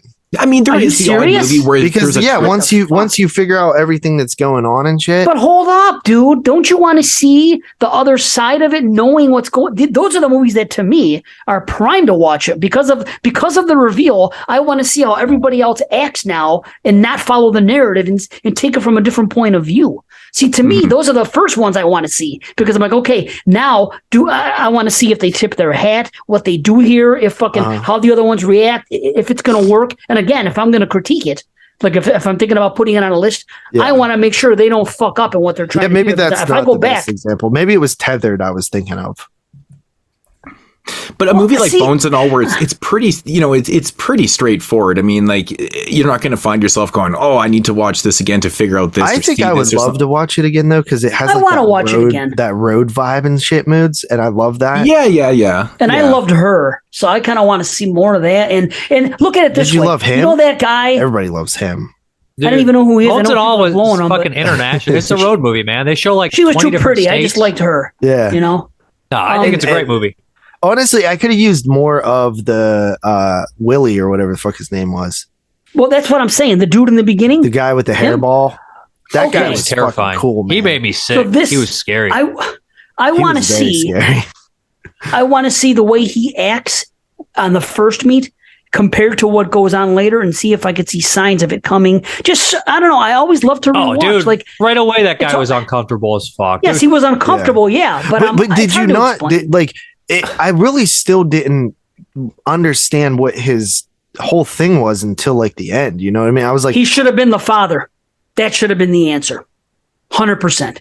Somebody as soon as that movie ended, because we didn't get to find. Because remember, those two people's paths never crossed. How cool would it have been if that would have been another person's father? It would have been. Oh, I see. I thought you were talking about Her. I was like, that's why I was like, wait a minute. No, I don't want to spoil it. I didn't want to spoil it, so I don't think that movie's like that. This movie's very nihilistic. It's very whatever happens. It's very it's not coincidental in that way. You're 100% right. It can't be. I don't think that works at all for this movie. That's what I loved so much about this movie is I kept thinking it was going to go like a way that typical movies would go, and it never did. No, like I was like, oh, she's going to be like resisting. This movie was predictable. It was predictable. The ending where it was going, but it wasn't something that focused on like things being coincidental where it was going to be not coincidental. Like everything was almost just random. It was just a random slice of life. And that's what was so cool about it. Just traveling aimlessly in the middle of nowhere and encountering these people. But that guy was tracking him the whole time. His first interaction with them was absolutely horrifying. The way he pops up and he's like, I could smell you. And he's just so scary. And then he teaches her how to feed. And why he followed her originally was because they shared one connective moment to him, which meant nothing to her because he has never, ever had any human relation whatsoever. Because he's a killer and he kills people. Yeah. He never had any human interaction. And there's I that think- one little interaction of I never walked off next to anybody. That's Yeah, fucked. he That's just scary. he liked her. Like, think it why He's been a works, loner his whole wanted life. to be around her. I think why it works so man. well as such a nihilistic piece of cinema is because you don't get the explanation behind what or who these people really are. Yeah. It's know, inconsequential. It literally I doesn't think matter. that's the way to go. And like, I think this I movie walked gets away from better. that going, that worked really well, because there's sometimes where you're like, well, an explanation would have been a decent thing. But given the point of these characters that we follow and the nihilistic views of it, works perfectly, in my opinion. And even that scene where they meet Gordon Green, is that who that is? No. Yeah, it was David Gordon Green. I didn't even register it. Yeah. And like that whole scene and stuff, like the weirdo fucking cop dude, like, and then when they leave and he's like chasing them, like there's really, you don't really know why or like what's going on, but it's interesting. Yeah. The fucking part where they, spoiler here, they first feed is one of the craziest scenes, the finger scene and the cornfield scene. There's not a movie this year there's a couple that have 3 great scenes like that. Mhm. Yeah, that cornfield scene was amazing. No, this movie's going to go down. I liked it a lot the first time. I think it could get better. Yeah, I feel like I think if talking you- about it is. I almost feel like there's a huge If you like cut 20 minutes out of this movie, it's perfect. there's like a huge power struggle within this, like, this community of whatever you want to call them, without giving too much away and stuff. You know, the scene where they're down, I guess, in that little field by the water, I guess, with those dudes drinking beer and shit like that. You know, like when they end up fucking booking out of there, like, hey, this isn't right. We need to get the fuck out of here. It's like, there's a really interesting narrative going on there too, because these people are all the same, but they're not. It's almost like this huge power struggle in a sense. And like, but like you not only have to fear what you aren't, but what you are also. It's kind of an interesting premise, if you know what I'm saying. I love the world that we were in, and I wanted to see more of it. Like, I know that there's some complaints about like the length, but I truly had. I actually didn't even notice, and that wasn't even a complaint of mine. I didn't really have any complaints, but I didn't notice it being, what was it, 2 hours? I didn't even notice. There's no way this movie doesn't make my top 10. I'm telling you that. There's just no fucking way. I liked it a lot. I think it gets better. I liked it a lot too. Yeah, the look of it was really cool too. Yeah, it was beautiful. Yeah, It was on film, man. Dude. Yeah, it looked really, really good. And I love all these like southern states and western. Dude, you never get to see the States like that, man. I love Yeah. that, dude. I'm telling you, that first act all the way up until when she fucking leaves Sully is just like the best fucking movie of the year. That part is, I was so You sound creeped like out. Elric. It reminded me of Dr. Sleep a lot too. The traveling on the I roads. said the and stuff. same thing. Yeah. Dude, it's a lot like Dr. Sleep. And Right. Dr. Sleep is better than I remembered. It's one of those movies that I liked, but when I think back on it, I'm like, that was a better movie than I remembered. You know what I mean? Mm-hmm. You know, Tyler I said think this will is his favorite surprise movie me. of the year. Fuck. Who did?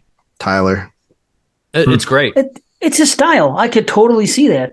For me, I preferred The Menu, and that took me by surprise. I thought it was going to be I'm something still like gotta watch The a Menu. Knives Out movie, which I enjoyed, and ended up being completely not, and definitely more of a horror movie than I anticipated. I was like, holy fuck, this is fucking really cool. Like, I don't know. I unfortunately, I've only seen it once, so I'm not going to get that important second view, but I know the way I felt when the movie ended and how high I was on it. So See, that's Carly all I can really do. liked The Menu, whereas I thought it was a Yeah. little by the numbers for my liking. wow, I thought it was an original movie, though. No. I don't know. I never I feel saw a like I've movie seen like stuff like that before. I was blown away. We never got that here. Because I saw the trailer, I think, in the cinema, I think 2 or 3 times, and we never got it. I'm like, that's fucked.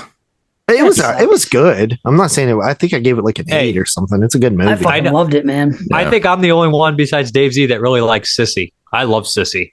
I like Sissy. I like yeah. Sissy. I didn't mind it. I had a few issues with it. And I know you hate the internet stuff. It drives you crazy. So it's just like kind of a thing you just can't stand with the internet. Oh, like, really? media stuff. I I know love that he shit. hates all of them. Even he Wow. hated Spree too because of it. It just drives him crazy. Wow. Spree drove me nuts. I like. I So love realistic to me. Drove Comments and me shit. nuts. and- Well, like, look at Dashcam. I think Sissy was more. My favorite realistic, thing about though. Dashcam is the fucking end credits when she's rapping and being ridiculous. It's so funny. That was great, dude. She's talented because that was so fucking off the cuff. Oh, You know? totally. And Yeah, dude. forever. she does like 8 minutes of like full credits, man. It's ridiculous. It's I thought actually that pretty. I've actually. in Sissy, I thought that the like killer stuff was kind of weak. I like the setup and everything up. Yeah, that's what I had problem. Like I thought the What do you mean kills and the killers? Oh, Oh, some of the kills were like gory as kills fuck, and dude. shit. I was Yeah, surprised they were dude. that gory. Yeah. I was actually Horror shocked they and were shit. that good. I expected them to be shit, and when they started smashing heads, it was Right. gory. I was like, "Holy shit!" Yeah, I was like, no, I there was thought it a gonna be no, shit. I don't know. I didn't really think I it was love fucking that teenage impressive. or college fucking age kids slasher movies. Always have, always will. Seriously, I love it. It's my comfort food, and I'm glad they still All right. make them. They're not as good, Out but of 49, oh, sorry, Good. go ahead, Dave. I was gonna say out of No, I'm 49 done. movies, I have 16 over four, and that 16 of them are four. he means out of five. Oh, out of or higher, 18. or higher. Out of 49, that's good. 16, more than me so far, but there's still some I need to see. I As feel like long my as I can ones I haven't start my seen. list with an 8. My issue is with this year is I only have 4 movies 8.5 and above, which is Wow. low for a year. I don't for even modern know, year. man. yeah, I don't have a lot of like high numbers either. I'm like real mid level on a lot of shit. I had so many 7s this fucking year, bro.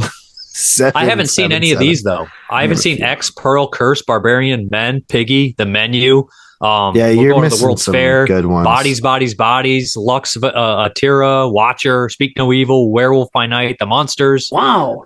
Innocence, The House, Hatching, No Exit. With Joy. These are all movies I plan on watching. I Holy hated fuck, dude. bodies. You hated Bodies. I like so, that I think I like it. It was I think I so like fun. it. so tired of that fucking just exploiting these fucking just the idiots of today's world. I Man. like it it. drives me nuts. That's It's the like way just it kids, is. man.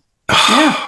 Just modern kids. But I will say, I mean, the end of the movie is fucking. It made me It's laugh. amazing. It fucking made me laugh, dude. Did you see Fall Moods? Oh, No, that's good too. The one where they climb up on the tower? no. Okay, I don't think it's like amazing or anything, but how you are with heights, like I actually think there's some really good like height stuff in there, and it was a little nauseating. Right. I sent you guys my watch list. Let me know if I should skip any of those on my watch list. All right. There's like I'm already looking. I honestly don't think that you'll be like super high on bodies personally, but I'm gonna check it though. I'm gonna watch it. It's a big movie and it looks fun. I really like I'm that gonna watch one. that What's Monsters that one? The rental? for real. Yeah, I'm gonna try just it. I'll because give it 10 minutes. dude. You gotta check it I out. like that rental. Remember that movie, The Rental, that came out a few years ago? That was Mhm. great. Yeah. I thought that was really good. Yeah, I like Rental. I was surprised too. No I need Exit to is actually good. get it. No Exit is good. I didn't consider it horror, and if I would have considered it horror, it would have made my top 22. I think I gave it like an 8 or a 7.5. Did you consider Don't Worry, Darling horror? Yes, I did. I told you that. Yeah, going that into good? it, I Don't wasn't Worry, thinking I Darling? was going to. Yes. Yeah, You know it's what it good, is, bro. The best comparison is this. What JP said. I don't have that on It's my a watch fucking. list. Yeah. No, neither do I, it's a actually. very good episode of fucking Black Mirror. Movie. I'll add it. Or I'll add it to my Twilight watch Zone. list. Yeah. So I agree with you. Violent Night is not a horror film, so you don't have to watch that. Okay, I'm gonna watch it anyways. It looks fun. What's the same It is Medusa? I don't know anything about it. but I don't even know how Medusa got on that list though. I don't know. If it's I any wouldn't good be or not. mad if people put it on their horror list, man. Whatever. Satan Slaves 2 was a disappointment to everyone I I hear talked that. to. Not I just think I'm gonna me. skip it. You could So- drop Watcher, bro. It's just a thriller, and it's not gonna make your list. It's good though. I like It it. is good. I liked it too. I saw it in the theater. The house. That's I didn't even bother. Even though Mia does one of the voices, I still didn't bother. It's just a What's it? cartoon. What is it? What is the house? House. Oh, I might skip It's that. that cartoon. I'm not watching Mad God either. I don't give a fuck about the animation. But whatever. I understand other people. Oh, do. fucking Mad God's speaking crazy, of, bro. Speaking of fucking movies, Dave, Mr. Z. Oh my God, Yo. you are so fucking. You make me laugh so hard sometimes. You, Do tell. you were half an hour into the long walk, and you're like, dude, I can't fucking do this. And I was just 45 minutes. I like, you know. got 45 minutes into the movie, and you had to pull the plug. That's crazy to me, man. I know it's Dave. dude. It sucked to do good. it. I don't enjoy it. I'm not saying it wasn't Dave. good. I couldn't understand it. Yeah. You should watch Mad God though, because you're a big fan of like Pink Floyd and The Wall and stuff. Mad Oh, God is oh, yeah. ungodly trippy, bro. It made me sick. I don't even know if I Right, like but- it. It just made me sick. But is it a horror? Is this something you're going to watch? Yeah. It's a fucking horror movie. Dave, Yeah, it's a horror movie. It's Dave, fucking nasty. I finished watching that movie, and I physically felt sick to my stomach. I don't think I Because like it. it's 'cause it made me just so sick. much like dark imagery, and it never It's so stops mean in the movie. spirited, dude. I heard it's like a never- Tool it's video. Too much. It is like Yeah. a Tool video, actually. Yeah. Nice. I It's love horror, those Tool dude. videos. For the It's nasty. other, You'll like it, Dave. You'll for like the, it. Trust the us. other animated movie that I watched this year that was really good was The Spine of Night. That shit was really good, man. I enjoyed I it. need to just save your list, Dave, because most of this stuff. Did anybody I need watch to it? see I'm sure Z wouldn't have watched it, but Spine of Night. Should I watch that list, Dave? I think it's actually on Shudder. What movie? You think I should watch most of that list then? The JP, Spine of right? Night. I don't know. The Spine of Night. Spine of Night. Yeah, it's animated. I've heard of that one too. Yeah, it's I This like list it is way pretty better than good, Mad though, God. Way better than Mad God. Yeah, I'll take I this mean, Medusa I would movie off just my list. drop Violent Night and maybe The Watcher if you're running out of time. Okay. The Yeah. Watcher top is 8 good, though, I'm but- watching for sure. The top probably 10 I was planning on for sure. You gotta Watcher watch it. is You good, but I think Dave would also think it's like really by the numbers. What is this Flux Gourmet? Why don't I know about it? That's a show. There's gotta movie. Fucking It's hated Peter it. Strickland. That's why I put it There's on. got to there. be a reason. Okay. Peter Strickland's iffy as fuck for me, dude. I don't know about him. Like, Dave, everybody I don't loves him, think and I'm I don't iffy. think you would like that movie at all. It's like Okay. it's very oh my god, how to Is it a explain it? cannibal movie? The only movie I can give No. him like 100% great is Duke of Burgundy. I think is a great movie, but I don't really love Barbarian Sound Studio, and I don't love In Fabric, which I should love those movies, but I don't. I Something's love the missing. idea in Fabric, like them. but the execution. I think I talked about that. I didn't love it at all. I don't think they're bad. I just Barbarian don't, I can't Sound get into them. Studio. I actually personally love that movie. That's a great. I think it's It's great. well done. Yeah. I want You to don't- love it. I just can't make sense of it, so I don't. But I do enjoy it. I'm like, Yeah. fuck, I, love when can't figure Dave this gets out. confused. Flux Gourmet is too goofy and too oddball, and it really actually bored the shit out of me. I was not enjoying anything that was happening in it. I couldn't do it. I actually fucking couldn't. I hated it. Like I hated it. Wow. I Like fucking hate- it was such a struggle to get through, and like I'm one of those people that I'm like a glutton for punishment. Like I'll finish the movie even if I can't stand it. I'm just like, oh my, it was bad. It was horrible to me. Damn. What about Lux Eterna? Isn't that the new fucking song by Metallica? Lux Dude, Eterna? that's No, Gaspar Lux Noé, Eterna. dog. That's a Gaspar Noé movie. Was Oh, it like yeah. a short Right? or something? I thought it was a short. I forgot about that actually. It's Crazy. 45 minutes, isn't it? It's a short then. Oh, I don't know. No, about no. it. I don't know, bro. Where's his other movie? Vortex isn't a horror movie. I know, but Is it's Lux fucking- Eterna a horror Is Lux movie? Eterna a horror movie? Like think I it don't even was. know it with him Yeah, because thriller, drama, horror. people are Did you saying watch it? that, Oh, you didn't. But No. saying that the other one's like horrifying in its own ways and shit like The that. Sort Vortex of is not how a horror Climax was. I enjoyed you seen Feed Me and Fresh. No, I thought- Lux Eterna. Dude, everyone has been telling you that Vortex is not a horror movie at all. It's not even ever been brought up by one. No, I fucking literally people were saying that it was like very similar to how his other films are horror wise. person. I don't believe it. I mean, me neither, but Dude, I but don't Lux know. Eterna is actually 51 minutes long. And it's Oh, listed as a that's horror pretty movie. Whoa! short. Look at that fucking cast. Holy Drama fuck! The thriller goddess Beatrice, on internet. Charlotte, and fucking Abby. Oh my goddesses! Yeah, I'm watching Wow. it. I don't care. Is it horror? I'm gonna read into it before I watch But it. I don't know. Letterboxd said it's a horror, but Internet Movie Database says it's not. So who the fuck knows? I read all the reviews of but people. that's like That's all what of I his do. movies, though, dude. Like, none of them are flat out horror. You know what I mean? Yeah. Like, yeah, I don't think any of them are straight up horror. Yeah, so it's like you never fucking know with him. Like Climax, like nobody, like most people say it's not Yeah, but horror, including myself. Vortex for is the most listed. part. Vortex is listed straight up as drama, nothing else. Okay, Yeah. I believe That's you. a straight drama, bro. I guarantee it. Yeah. If we start naming movies where I'm people gonna get watch it. Alzheimer's as fucking horror movies, Then everything. dude, this- There's too what are we much even of doing that. here? What are we doing It's here? too much. I agree. It's like- too much these days. I This don't know, guy bro. called him. This guy called him fat, and now I'm having trauma because I was fat when I was a kid. This is a horror film. All right. Well, we should probably get fucking moving on here. Another 2022 recap right there of shit that we watched and what we didn't like and what we need to watch. Right? Should we get into these reviews here? You know, we are recording the show, right? I feel like we just were bullshitting for like last hour and a half. Part of our Argentina week. Hey, I'm going to explain this away. Okay. So anyways, we're going to get into the featured reviews here when we come back. Yeah.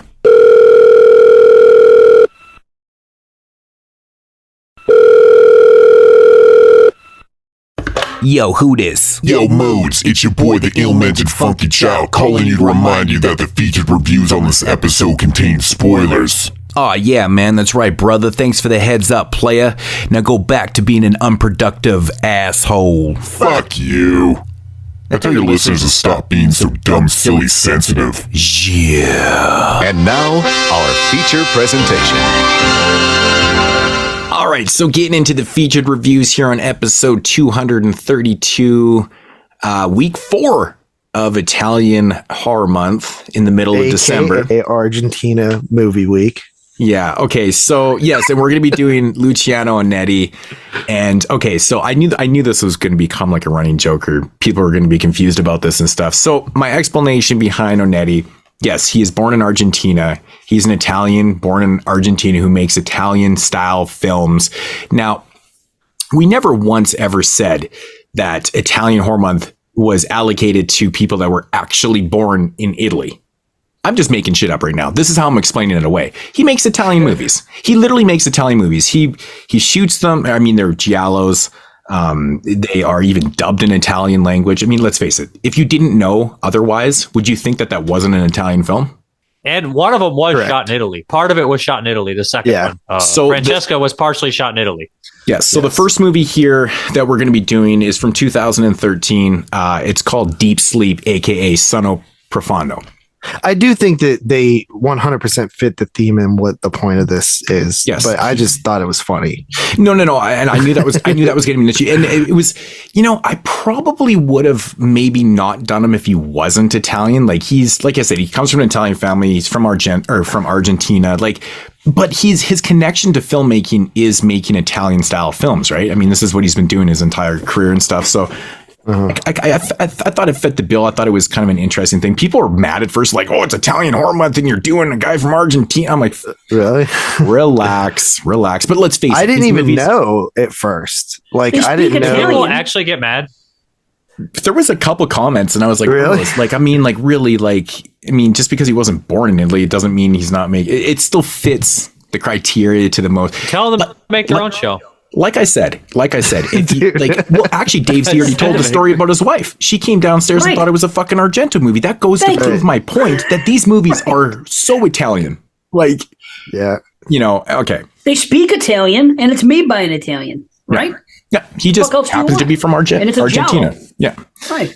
Yeah. So this one again, Deep Sleep, aka Sonno Profondo. Quick little synopsis: after murdering a woman, a killer that is traumatized from his childhood memories gets a mysterious envelope slipped under his door. The hunter becomes the prey when he finds out that the envelope contains photos that show him killing the young woman. All right, so this is Onetti's first. I wouldn't say it's a full-length feature. It's 60. It's clocked in at 67 minutes. I think it runs about 61, 62 minutes, I think, before the credits roll. Technically, under the rules of cinema, anything over 41 minutes is considered a feature. Really? It used to be over 65. I thought it was 65 too. That's crazy. That's why I was Yeah. like, it's roughly about a feature. Okay, so I guess this qualifies. Okay, so we'll call it as his first full-length feature. Okay, so this is an interesting film because, like we said, it's shot to look like it's from the early 70s Giallo style. But it's not like it's more experimental Giallo style type film. This one really doesn't tell a full narrative through dialogue and stuff. There's like maybe, what would you guys say, 5 to 10 lines of dialogue through the whole movie. It's shot through a series of, imagery. It tells a story through imagery and stuff like that. It's all Almost all POV. It's all POV and it's all shot very close up. Every shot in the film is done really close up, which I find is a very interesting way of telling a story because the movie to me feels super claustrophobic the whole time you're watching it because you want It almost becomes uncomfortable to the point where I don't want to watch it, and it should be 20 minutes long. Yeah, I mean, it could work really well as a short, and I think it works like this. I've seen it enough times that I'm used to it now, I think is what it is. But there's so many shots in this film where it's all close up, and you just want it to pan back. You want to see like a wide angle shot of stuff, but yeah. So that's kind of the difference in this one. It doesn't have your usual police investigative part of the Giallo, but it's completely done like a Giallo, but it's more or less a cat and mouse game between a killer and someone that's also hunting him. And which is the same plot of Four Flies on Grey Velvet, right? They witness him kill somebody, right, and then he's blackmailed by another killer or some shit like that. Right. It's kind of the same plot. Before we go any further, are we going to spoil these because they're a little hard to talk about because they are so short without revealing certain plot? And they play on all the Giallo tropes. Like if you don't tell the twist and turns, it won't be able to talk about how well they play on the tropes. Right. We're going to have to spoil because there's some I don't understand a fucking lick that's happening. I'm going to have to ask you guys what happened. Okay. Good luck. Okay. So Moodz going to have to answer those. Okay. So we're going to have to, so we're going to talk about these movies. So insert spoiler warning. Insert spoiler, which I generally put it on there anyways. Have you not been doing it? No, I do. Yeah. It's your boy. he does it.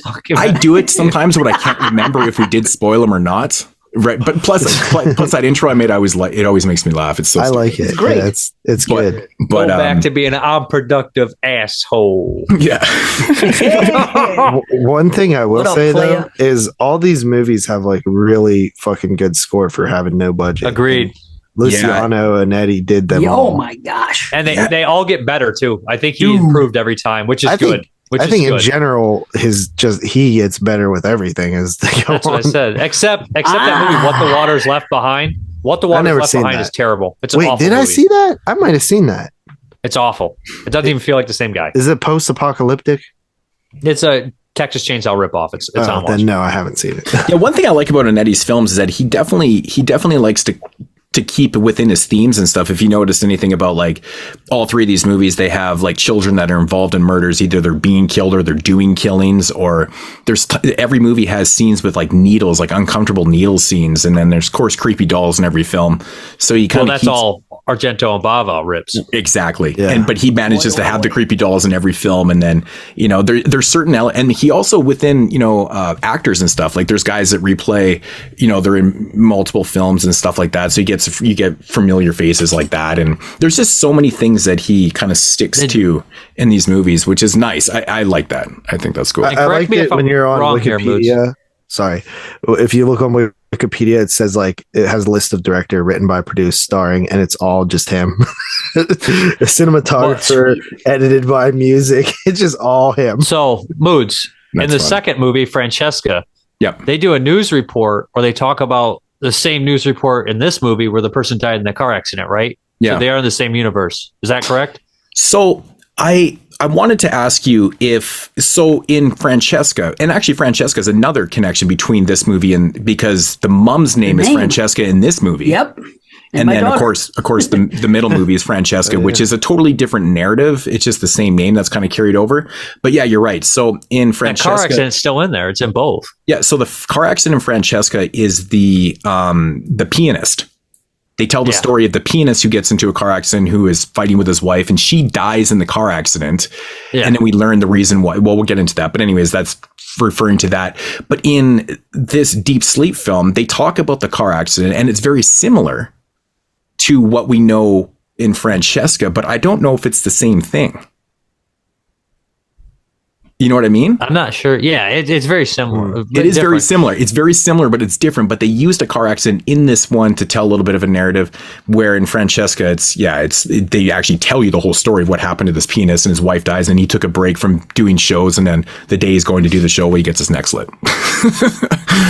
So, but yeah, no. So Deep Sleep, very interesting approach to filmmaking. Like I said, there's not a lot of dialogue in this. The narrative is told through a sequence of, cat and mouse, and also just very, like almost disturbing imagery, man, of like, characters drawing, with crayons, literally drawing with crayons and stuff. And it's not told that linear either. If you guys probably notice that too, like throughout the film, you'll get a little more pieces of the trauma that, are main black glove killer. I'll just call him the main black glove killer, I guess. And then there's the white glove killer, right? So there's two people, of what really happens in the beginning of the film to why he has his traumas and stuff like that. And, does anybody want to start, or does anybody have any questions, or anybody want to give their thoughts on the film?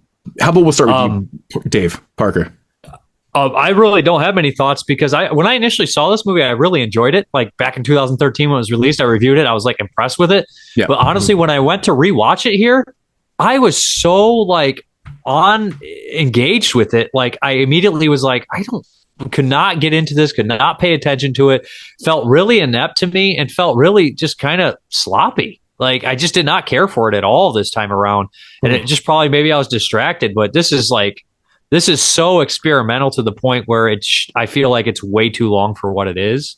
Like the music's good, the idea is cool, but an hour is a lot for this. Like I think it should be like 20 minutes. I can get that too. Like if you're not fully engaged in the way the narrative is told here, I can see losing interest very, very quick because like I said, it starts out with this really, really bizarre murder of this basically prostitute, right? It's a really strange scene. And like I said, pretty much everything all the scenes in this film are shot very close up and the scene starts out with this girl rubbing her pussy. Right. There's no shot of her face or nothing. And she ends up getting knifed up and stuff like that. It's just it's a very awkward scene. It kind of sets the stage of what you're going to see throughout the film, shot wise.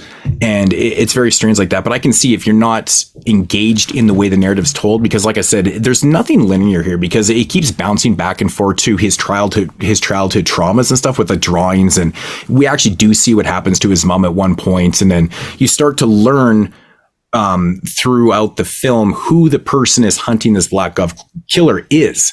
And I think it actually develops pretty good. I rewatched all the movies again last night and, I don't find it overly that long for what it is. But again, I can see though, if you are not fully engaged into this, the way the narrative is told, I can see you falling completely out of it.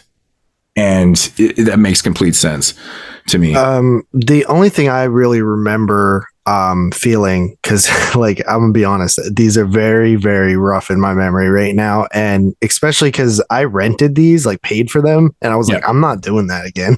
You know what I mean? So it's like I normally I would try to revisit like a couple scenes or something to refresh my memory, but and also there's like very little like information like written up online like on Wikipedia or anything with these because they're not really that well known. But I remember feeling like this one in particular felt like a sort of best of type thing for like giallos. Like it's like the things that all the set pieces that are what you think of when you think of like Argento movies or something like that, you know what I mean? And sort of all the like stuff that you normally think is like boring, like the police procedural and stuff is like cut out. So it's like it's like a clip show almost of what well, it's not really it's literally a cat and mouse game. I mean, once the killer or Black Glove killer kills this prostitute, it basically switches. He's in his apartment and he gets this envelope, right? And he opens up this envelope. It's got a key on it and it's got like this number 12 and it's a key to the hospital and things like that. And there's like the cool thing about Onetti's films is that if you watch them over and over again, you can actually catch a lot of the little anecdotes throughout the film that they kind of hint towards, especially in Francesca, there's quite a few little anecdotes and little things throughout the film that kind of tell you who and what is going on in that film, right? And it's kind of like this one too. It does the same thing, like with the number on the envelope on this one, which matches the the license plate number and from the car accident and stuff like that. And then we learn what happens with him and his mother and his the white glove, which is the sister and stuff like that. And did you guys catch all that stuff? Or am I just like speaking to nothing? I literally caught it the first time I watched it in 2013. I feel like I understood it. I remember talking a lot about it. But this time around, I tell you, I could not focus on this movie. Like it drove me nuts. I was just like, nope, I'm out. After like 10 minutes, I was out. And I don't know what it was about me. It's possibly that we've seen stuff like this, like maybe at the time in 2013, like I did something but like now this I've seen it done so much better. Yeah. And his other movies do it better. Like his other movies are better movies. They have good stories. This is definitely experimental. Like this is definitely him starting out and like learning all of it. And he uses these techniques later on in the other movies really well because the other ones tell the story. But this one is less story. It's really unique though. And I guess the whole motive, doesn't it kind of like Killer's motives remind you like Pieces or some shit? Dude, I said that. Yeah, and that's what I couldn't place my finger on it. I was like, what the fuck is this about? Like, it's like the same as some other type of movie and shit like that. But is there not another movie where there is literally a sibling hunting another sibling? In what one? I'm sure there is somewhere. Like, What, I mean, Sisters. Giallo or any movie. Sisters. yeah, like where there's actually one sibling that's hunting another. Yeah, I don't know what the fuck. Madhouse. Frailty. I keep thinking. Oh, Madhouse is the great one. Is that the one from the Italian one, right? Yeah, like the Yeah. early. Oh, The yeah, slasher. With the dog. Yeah. Because Dude, this one- Madhouse is awesome. That's this an one- underrated movie. This one always reminded me of something else. I'm like, man, I've fucking seen like sibling. Yeah, it's kind of, I don't know. I could never place my finger on what it was though. I mean, I didn't look too hard into it, but I'm like, I think I've Hellraiser. seen some type of twist like this before in a film. You know, I'm sure, you know, Giallo's to Giallo's, man. You get a lot of the same type of twists in these movies and stuff, but yeah. Bad sibling theme. Yeah. Oh, Sisters. Like I said, Sisters is one too. Yeah. Yeah. But isn't the sister? Never mind. I'm about to spoil Sisters. I guess we don't. I guess Good movie right I there. guess we don't really need Spoil to. that. Yeah, I guess we don't really need to spoil that. Yeah, this is really Movie hard we're to not even talking about. right. Okay, Dave. This is like the most awkward thing right now ever. I just feel like I'm just talking. I don't Yeah, really know because what to I say. think you're the only one that remembers the movie. Dave Z, you got to remember something. Well, I remember the movie. Well, I'll tell you what. Well, you watched it yesterday. I watched it today, actually.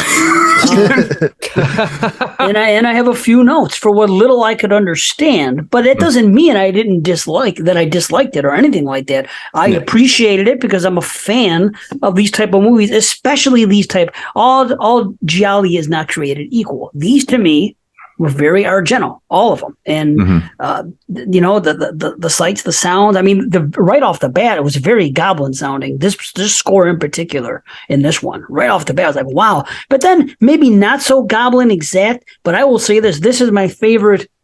If I was going to sit down and lay down or whatever and put AirPods in and listen to a score, this would be the one. I loved this freaking score, start to finish. So I thought that was cool. I thought it was cool how he did the thing with the blood from the doll when he put the freaking, he injected it and pulled it out and did that stuff with the pills and all that. And it was nice to see. Was that this one? What? Okay, so Yeah. so I have a question actually because What was up with that? So how do you inject? So I've watched this movie a few times. I've still never been able to understand the scene because first of all, he's pulling blood out of a doll with a syringe, which in theory doesn't make any fucking sense.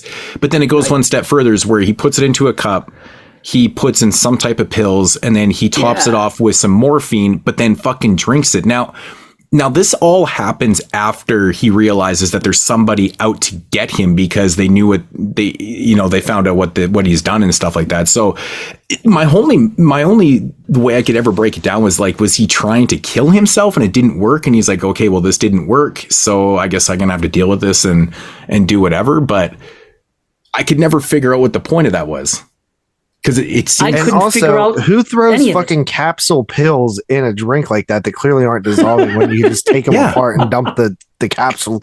but it just you looks like dump the it powder looks like a suicidal cocktail, doesn't it? Yeah. Like A what else bad would you be one. doing? Like who's drinking blood? First of all, and Well, who's drinking doll blood? that Well, whole scene has yeah. always been the most. That's the only scene in this film that I don't get at all. I don't understand the extracting the blood out of the doll. I don't understand the whole cocktail thing. Like why he's even drinking because he's a killer. I mean, is he that worried? Yeah, about I thought someone I coming to missed get him? something. I was like, what the No. fuck is up See? with this doll? No, it's. I was fronting. Yeah, I liked it. I thought maybe I turned my head or blinked or got distracted for a second, and you guys all knew where the blood came from, and I didn't want to be an idiot, so I was just fronting.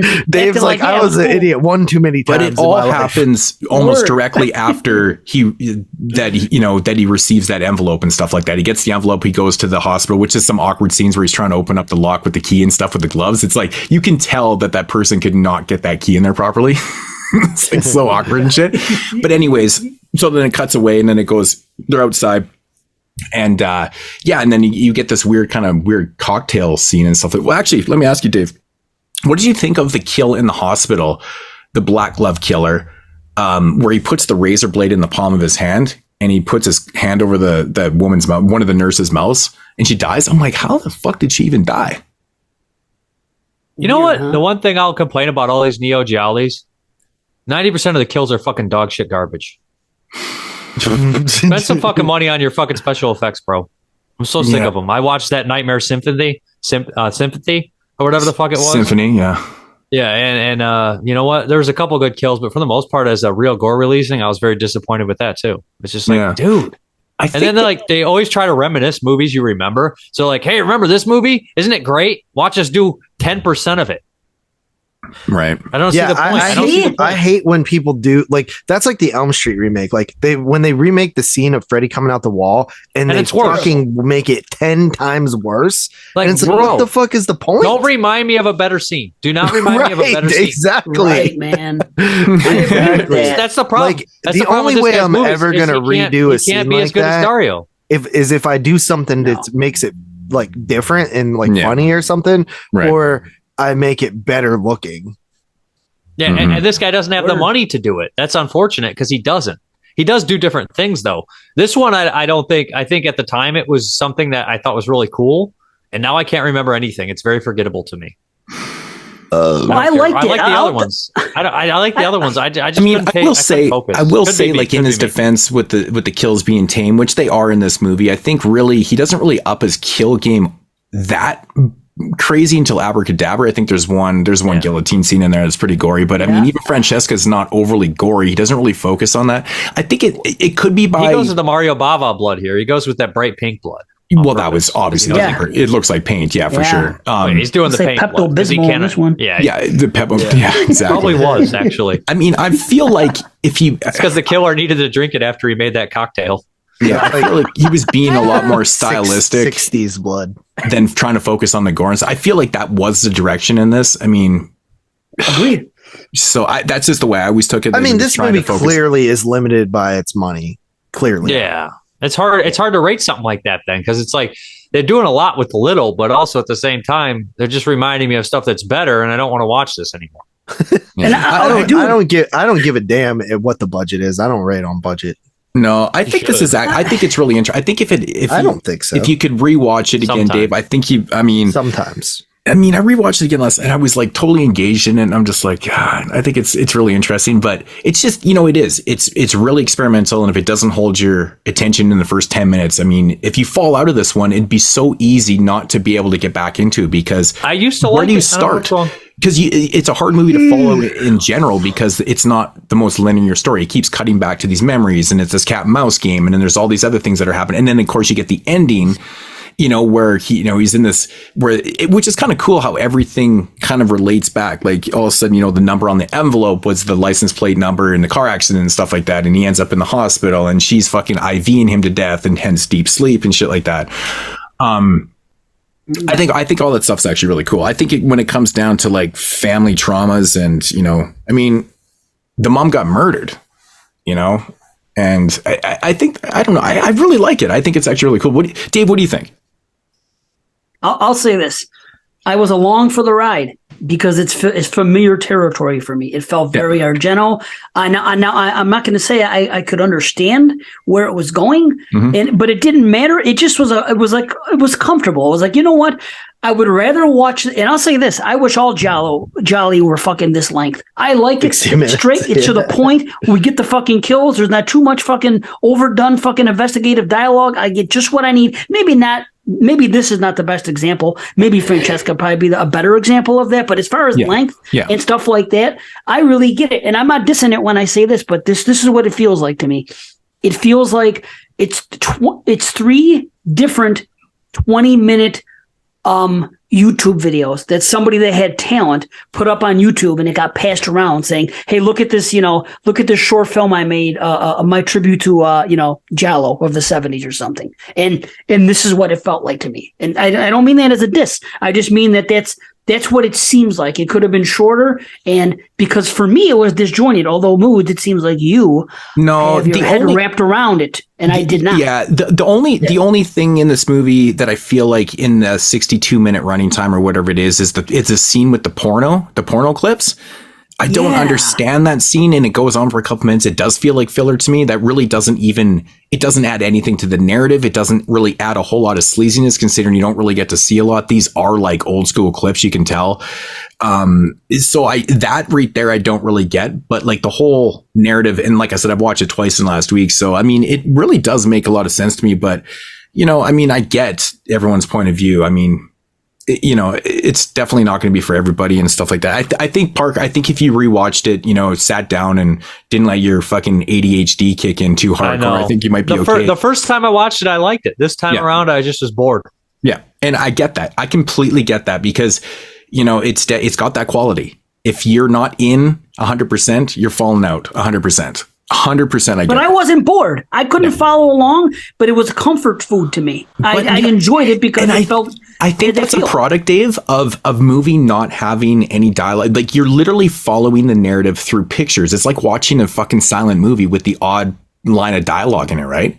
So if you're not getting what you're seeing and you're not understanding that it's not fully linear, because it cuts back to these memories quite a bit. Like, you got it when, like, he kills his mom and stuff like that, and the daughter or his sister saw that and shit, and then that's really what sets up the whole thing to the cat and mouse game with the brother and sister, right? And so that much out. So they tell you this, but it's so non-linear, and it's all over the place. They cut back to this drawing, and it's all weird. And some of the scenes are lagged out a little bit. Again, you probably could cut this down even a little bit, take out the porno, take out, a couple random scenes and stuff. But the second one has that problem too, with like the end torture scene. It's like, okay, I get it. Like, it's like, that's the only stuff that doesn't seem legitimately like Giallo. Like, to me, it starts like going to that territory where it like leans into like, what's that Italian guy who makes those really nasty movies? Yeah. Like Damahantro, whatever, his movies. Yeah. And they're like just really pornographic and out of a bunch of shit like that. It feels like that. Yeah. Well, I mean, honestly, dude, like, you could probably just turn off at the credits. You don't need to watch that last like 6 minutes of it, man, because it doesn't even it's not even like related to the fucking movie. No, it really isn't. It's like an added scene that we're like, well, we need something in the credits because this movie only runs 62 minutes also. And it's like an 80-minute or 72, and it's like 80-minute runtime or something like that. And it's like fucking, it doesn't even make any sense. When I rewatched it again last night, I just skipped it because I didn't need to watch it. It doesn't do anything. It's literally a dude rubbing a pussy with a knife. And you don't even get to see any muff. Yeah, it's not worth it. No, it's not. No. So, but Francesca is more of a standardized Giallo police investigation and A to B. It's pretty easy to follow.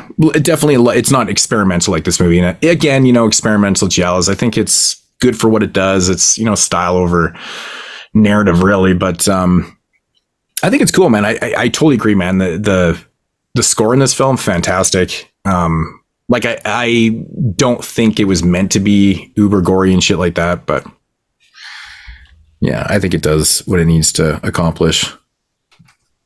It's got some decent twists and turns in it. I think it's okay for what it is. So, but I feel like this is just like the most awkward shit ever. I'm just like talking to myself here, staring at my computer. I have nothing to say. I told you, we watched these last week. I don't remember a fucking thing.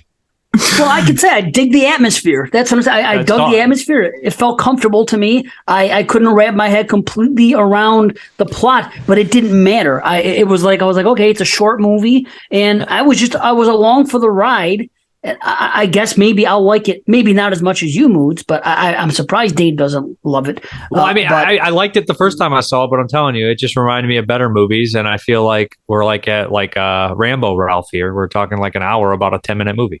Mm-hmm. Rambo, dude, I don't know how the fuck that guy does that shit. He'll go for like an hour and 20 minutes, but he gets fixated on certain scenes, and he'll talk for like 20 minutes about one scene. It's like the craziest thing. And he's always like titles of shit rants and stuff. But dude, do you remember that guy that was like you'll never be like as good as Rambo Rap for something talking about me? I'm like, damn, one of the many horror fans that's on the spectrum.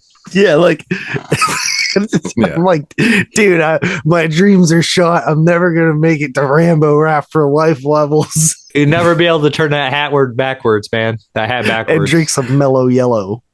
Is that what he drinks? I think it was Mellow Yellow. I don't think I ever watched a couple of his videos. I think I've watched a couple back in the day. I mean, I'm not watching a 3-hour video about waxwork. I'll just watch waxwork. Yeah. You know what I thought was cool? At that point, yeah, just watch Waxwork. I like that we got the piano playing, which you get in all of them, of course. But it's a Giallo with we're expecting gloves, but somebody's actually playing the piano with fucking white latex gloves on. Yes, they are a penis, as opposed to the black gloves, right? Right. It's funny. And that Okay, ties in that's because new. the guy in the next movie is a pianist too. And Yeah. I think this might be the only one of the three that doesn't have what the fuck is that J and B. No, does it? It's got J&B in it. Yeah, I They thought all it do did. then. They all do. Yeah. And that's Wow. that's if you're making a Neo Gialli and it doesn't have J and B in it, you don't know what the fuck you're doing. Right? No, yeah. that's definitely there. The J&B's there, and Yeah. yeah, he's got the Gotta give him recipe. props for that. He's got a bunch of things that are, the recipe. Like I said, the children, which is kind of an interesting theme to have children being killed or doing the killing and shit. That's kind of an interesting thing to follow around. But I mean, Argento had the evil girl in Deep Red, and she killed a lizard, and then she has there's a lot of evil children in a lot of these movies, and Baba Yeah. had Kill Yeah. Baby Kill, But so I mean, the dolls tie right from Kill Baby Kill and Deep I've Red. never actually had Jade. But creepy dolls goes along with the kids too. So if you're gonna have the creepy dolls, you gotta have the kids and shit. You gotta have, and then of course the needles, which is it's not like a huge phobia of mine, but I don't really Nobody care likes for needles, man. I don't really like needles that much, and I don't know. And the scene in this movie, just Nobody to this likes day, needles, is man. the weirdest shit ever, man. It's such a bizarre scene that doesn't even make sense. But I don't know. All in all, man, I think he does a really, really good job of capturing the actual look of a Giallo film. It's very washed out. It looks really damn good. I'm not 100% sure on how he shot it and how he discolored it, because you'd have to do color correction on that to make it look like that and stuff. But I think the overall aesthetic of the look and the atmosphere is really good. The music is really good in this. And I think personally the way the story is told is fine if you're fully engaged into it and stuff. I actually really like this movie. I think it's actually quite good. It's a quick watch. So if I had to rate this one, I'm going to come in at an 8.5. Oh, you went first? Yeah. Oh my God, it's a I don't side- know if that's ever happened before. The reason why I'm doing that is because I'm the only one fucking talking. No, I mean, I Come told on, you, I don't bro. remember the fucking movie, bro. Dave talked a decent amount, and other Dave Yeah. talked a little bit. I said some things. I said about the blood cap. One thing I did notice in this film, I don't know if you guys noticed or even remember, but there's a Philips tape player in this film, and it's one of those old school early late 60s, early 70s one, and it's got the play buttons, like the push-up play. Those things are so fucking rare and hard to find. I was like, man, that's cool that he found one of those to put in the film, because it's pretty authentic, man. It's just shit that I probably would find notice. a lot of shit in Argentina. Yeah. Maybe it's probably new school technology to them over there. Who knows? But I just thought it was really cool that it was in the film, because those are super Sounded hard like to Shell find. Sonnen over there, Moods. Yeah. I always notice weird technology things is when it comes to tape players and shit. And you never see those ones in these films. Not even in the old school ones, they always had the newer technology. So anyways, who wants to go? I shall go. I gave Deep Sleep a 6 out of 10. So a little bit lower than you. Fair enough. All right, Parker. 5.5. If I probably would have gave this a 7 when I first saw it, but I don't remember it at all, and I just could not get into it. My fault, though. I've just been really distracted this week, and I watched these last week. So then when I came to rewatch them, I planned on rewatching this movie. I started rewatching it again. I was like, I can't rewatch this right now. Yeah. I've been busy all week. You know what I mean? I literally had 10 things to do when I got home. And I just didn't want to pay for them again, because I had already paid for them once, and I was like, I'm not paying to rewatch these. We were talking about this last week too, about being so far in ratings, and here I'm at an 8.5, and Dave's at 5.5. So what's Dave's at here? 7. Yeah.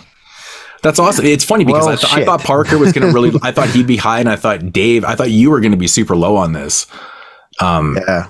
That's very interesting how that I kind of probably would have guessed that had I not talked to Dave a little bit. But I mean, already. for low budget filmmaking, some of the handheld camera work in it does get a little bit tedious on your eyes, but I think there's some really good track shots in this too. I don't know if you guys can remember those, but it's kind of interesting that he even did shots like that for the movie, and he even managed to keep it, super, close up, even on the tracking shots too, which is it's just a style that he stuck to, and I think it ultimately worked for myself, but maybe not for everybody. But okay. Anyways, Wait, I agree pretty much with everything Moodz said. shut up. That is not fucking funny. That is not fucking funny. Make sure you stay awake. All right, buddy. what an asshole. Come on, man. All right. The thing about deep sleep is that it just kind of puts me to sleep. That's fucking hilarious. All right. Yeah, that's Deep Sleep from 2013. 22 shots. All right. So moving along here into 2015 with a film called Francesca. Yeah, so this one was released by Unearthed Films. Okay, JPG or Dave, do you have the Blu-ray too, like the 3-discer? Yeah. So it's like in the DVD size case. Don't those things bug you? It's not even DVD size. It's just fucking huge. It's really tall and it's like a paper thing. I don't know what it is. It's like a book. Oh, wait, you're talking about the like Digibook. I have a Digipack. Right? Yeah. It's got the blue. Yeah. It's got the Blu-ray. Yeah, I didn't like those either, man. There was like 4 or 5 I had of them. A Charz. There was like the other one, violent shit or something. One of the guinea pigs was they didn't do violent shit. Violent shit was a real gore. I've got 3 or 4 of these like huge Blu-ray things, and they always drive me nuts. It was funny too because when we went to go do these movies, I couldn't remember if it was just the DVD or Blu-ray, and I was like, oh yeah, it's the DVD size fucking Blu-ray. Weird thing with the soundtrack. I'll tell you what though, that violent shit. Real Gore, the remake, the Italian one, is one of the worst films of all time. It's got a good score though. Yeah, it does. Simonetti, I think Simonetti did the score for that. Oh my god. Yeah. And it's I remember watching that and being like, dude, fucking Real Gore kind of sucks. Yeah. That was the worst movie. Not all the releases are bad, but that movie was horrible. I actually like Orphan Killer a good bit. They have Orphan Killer, Mask, Maniac Mask Killer. Was decent, I think. Maniac Driver's cool. The new Correndo movie. I didn't the one watch you gave me. I didn't watch that yet. Yeah, and Curse of Dr. Wolfenstein ain't bad either. Really, the only horrible one is violent. It's violent shit. Dude, that movie is bad shit, man. The violent shit was like the first. That movie's fucking nuts, dude. It's nuts. It is nuts, man. Holy fuck. All their movies are nuts. This violent shit's not watchable. Yeah, no, it's bad. It's bad. Okay, so Francesca. Synopsis. Someone is viciously murdering people. Really? It's a Giallo. People with criminal past. It appears that the murders may be linked to the disappearance of a young girl 15 years previously. Yes, so dude, all these posters, by the way, look great. Yeah. Yeah, the poster's amazing. I want to buy that Francesca one so fucking bad. Number one, that's my daughter's name. So how awesome would it be to buy that poster? And I showed it to her, and she digs it too because she's fucked up like me. And to hang that in her room, that'd be bad, but I can't find the poster anywhere. Even Abrakadabra has a really fucking cool ass poster. For sure, it does. Anything in magic and horror always looks cool. Yeah. So, yeah, I mean, right from the opening credits in Francesca, man, like it just feels like the credits to an Argento film mixed in with like the score feels like the Fulci era of like, the Beyond and stuff like that. It has this like perfect blend of like Argento and Fulci right off the bat of the film. I love that. How the credits roll. I mean, you guys got that, but that's what it feels like 100%. To me. 100%. I remember all the scores are quite great in these, to be honest. They're probably the strongest points in the movies. Yeah, I think he was kind of intended, to totally do the Argento Fulci thing in the beginning of this one, but it just actually feels like that. Like if you're a fan of those movies, it's the first thing you're going to think of, and that's what it's intended to do, and it's not a problem. I think the coolest thing about this movie is actually the way the killer does the Dante stuff. It reminds me of Seven a lot. And I think that's really unique. And it feels like a Giallo storyline. They always have their little, it feels like an Argento, or they'd be obsessed with something. Well, what was the Sleepless? Had the weird, like the little gnome character, they said. And it just feels legitimate, kind of like a legitimate storyline for a Giallo, but it also reminds me of Seven because we have the 7 sins instead of the Dante, It's smart. Yeah, the comedy divine stuff, which is the great comedy or the divine comedy. Divine comedy. It's divine. Did I say comedy divine comedy? Yeah. And I said the great comedy. So we're kind of both wrong. All ass backwards there. We don't know what the fuck we're talking about here, but yeah, no, this one. JP right here, remembered that. See, even though it's been over a week. Yeah, a boy. So this movie right here is your typical Giallo. It's got the police investigative angle to it, and it's nothing like the first one. It's not experimental. This one's kind of like what you would expect from a classic Giallo film. Now, I remember talking about this movie with somebody around the time it came out. I can't remember who I was talking with, and I'm like, this happens to a lot of people. You know, if you ever pop in a movie and you're still kind of getting yourself all set to watch it and stuff, and you're watching the screen and the credits and things like that, but you're not like fully paying attention, and then you know the movie plays out and you're like, well, that doesn't make fucking sense. What the fuck happened there? I don't remember who I was talking to with this, but they were like, yeah, so the end of this movie makes no fucking sense. This dude comes out of left field and kills the fucking inspector. Who the fuck is this guy with one fucking eye? And I'm thinking to myself going, that's the son. You're a fucking idiot, because it shows you who the fuck is that person in the first 30 seconds of the movie in the backstory of Francesca.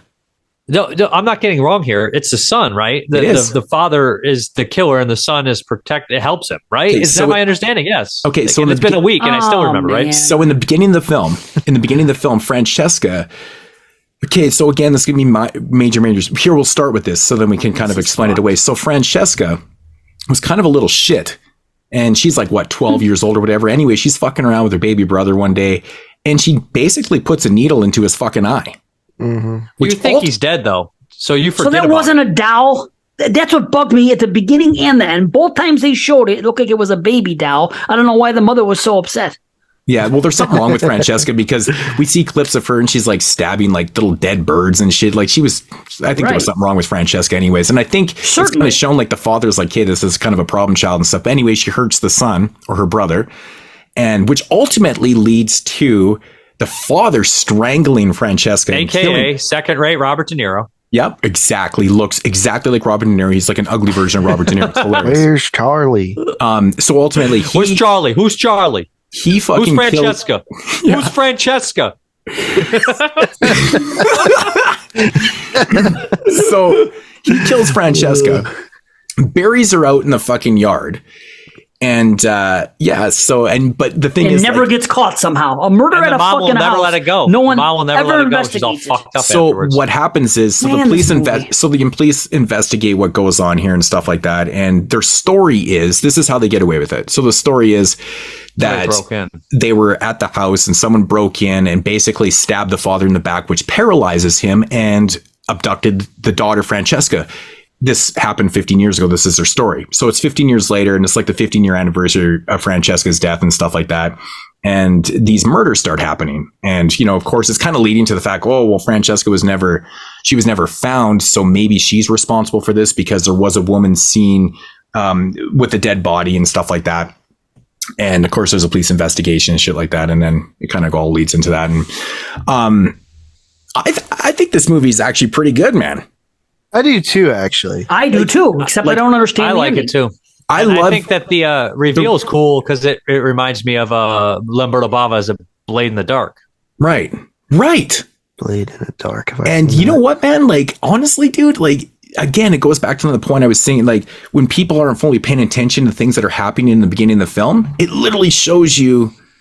You're right, though. You are right. You possibly think maybe that the baby died at that point. So, but then again, it doesn't really matter because he's obviously not dead in the end of the film when he comes to the father's kind of rescue and does this thing. But you should know who that is. But it leaves your mind. It leaves your mind though, like because you think he's dead. So you're like, oh, the son. You write the son off. So when he pops out, you're like, oh shit. You know what I mean? That's a good kind of trick. It's an Argento trick. Argento would trick you like they that. don't beat around the bush though, because when he does kill the inspector with that awesome kind of like dowel knife through the fucking mouth and shit like that, they focus right on his face and clear as day he has no fucking eye, right? So you're like, oh, that's who that is. So it's like explainable, but I hate when people are like, oh, it doesn't make any sense, it was a let me ask you twist this. And I'm like, no, it's not. So he puts the quarters on the eyes, right? He puts the quarters on the eyes. Do you think that's because his son's eyes are damaged, or do you think the son is helping him commit some of the murders? Because they see a woman leaving the crime scene, which is him cross-dressing. But do you think he puts? I know they explain it some like to hide like the something with the great the Divine Comedy, but at the same time, it could be something with the eyes as well for cover role. You know what? I think it is more of a dual meaning, to be honest. I think it has something to do with, the sun losing the eye and stuff like that. But I think I've always perceived it to be more of the Divine Comedy aspect of it, because that's what I've always really known as the coins and stuff. Yeah. So like where is this movie set? Is it in Italy? Well, it's filmed in Italy and Argentina. Yeah, because the quarters are fucking American, bro. Like, well, they're all different looking. No, I don't think that. Coins. Yeah, they look like the ones are American. Like even there's one of a them. couple American. Oh yeah, don't they show that there's a bunch of different coins, right? Yeah, like one of them even looks like a toonie. I forgot like a Canadian about that. toonie. Yeah, I forgot about that. That's right. They're all different coins. I was just thinking of the ones with the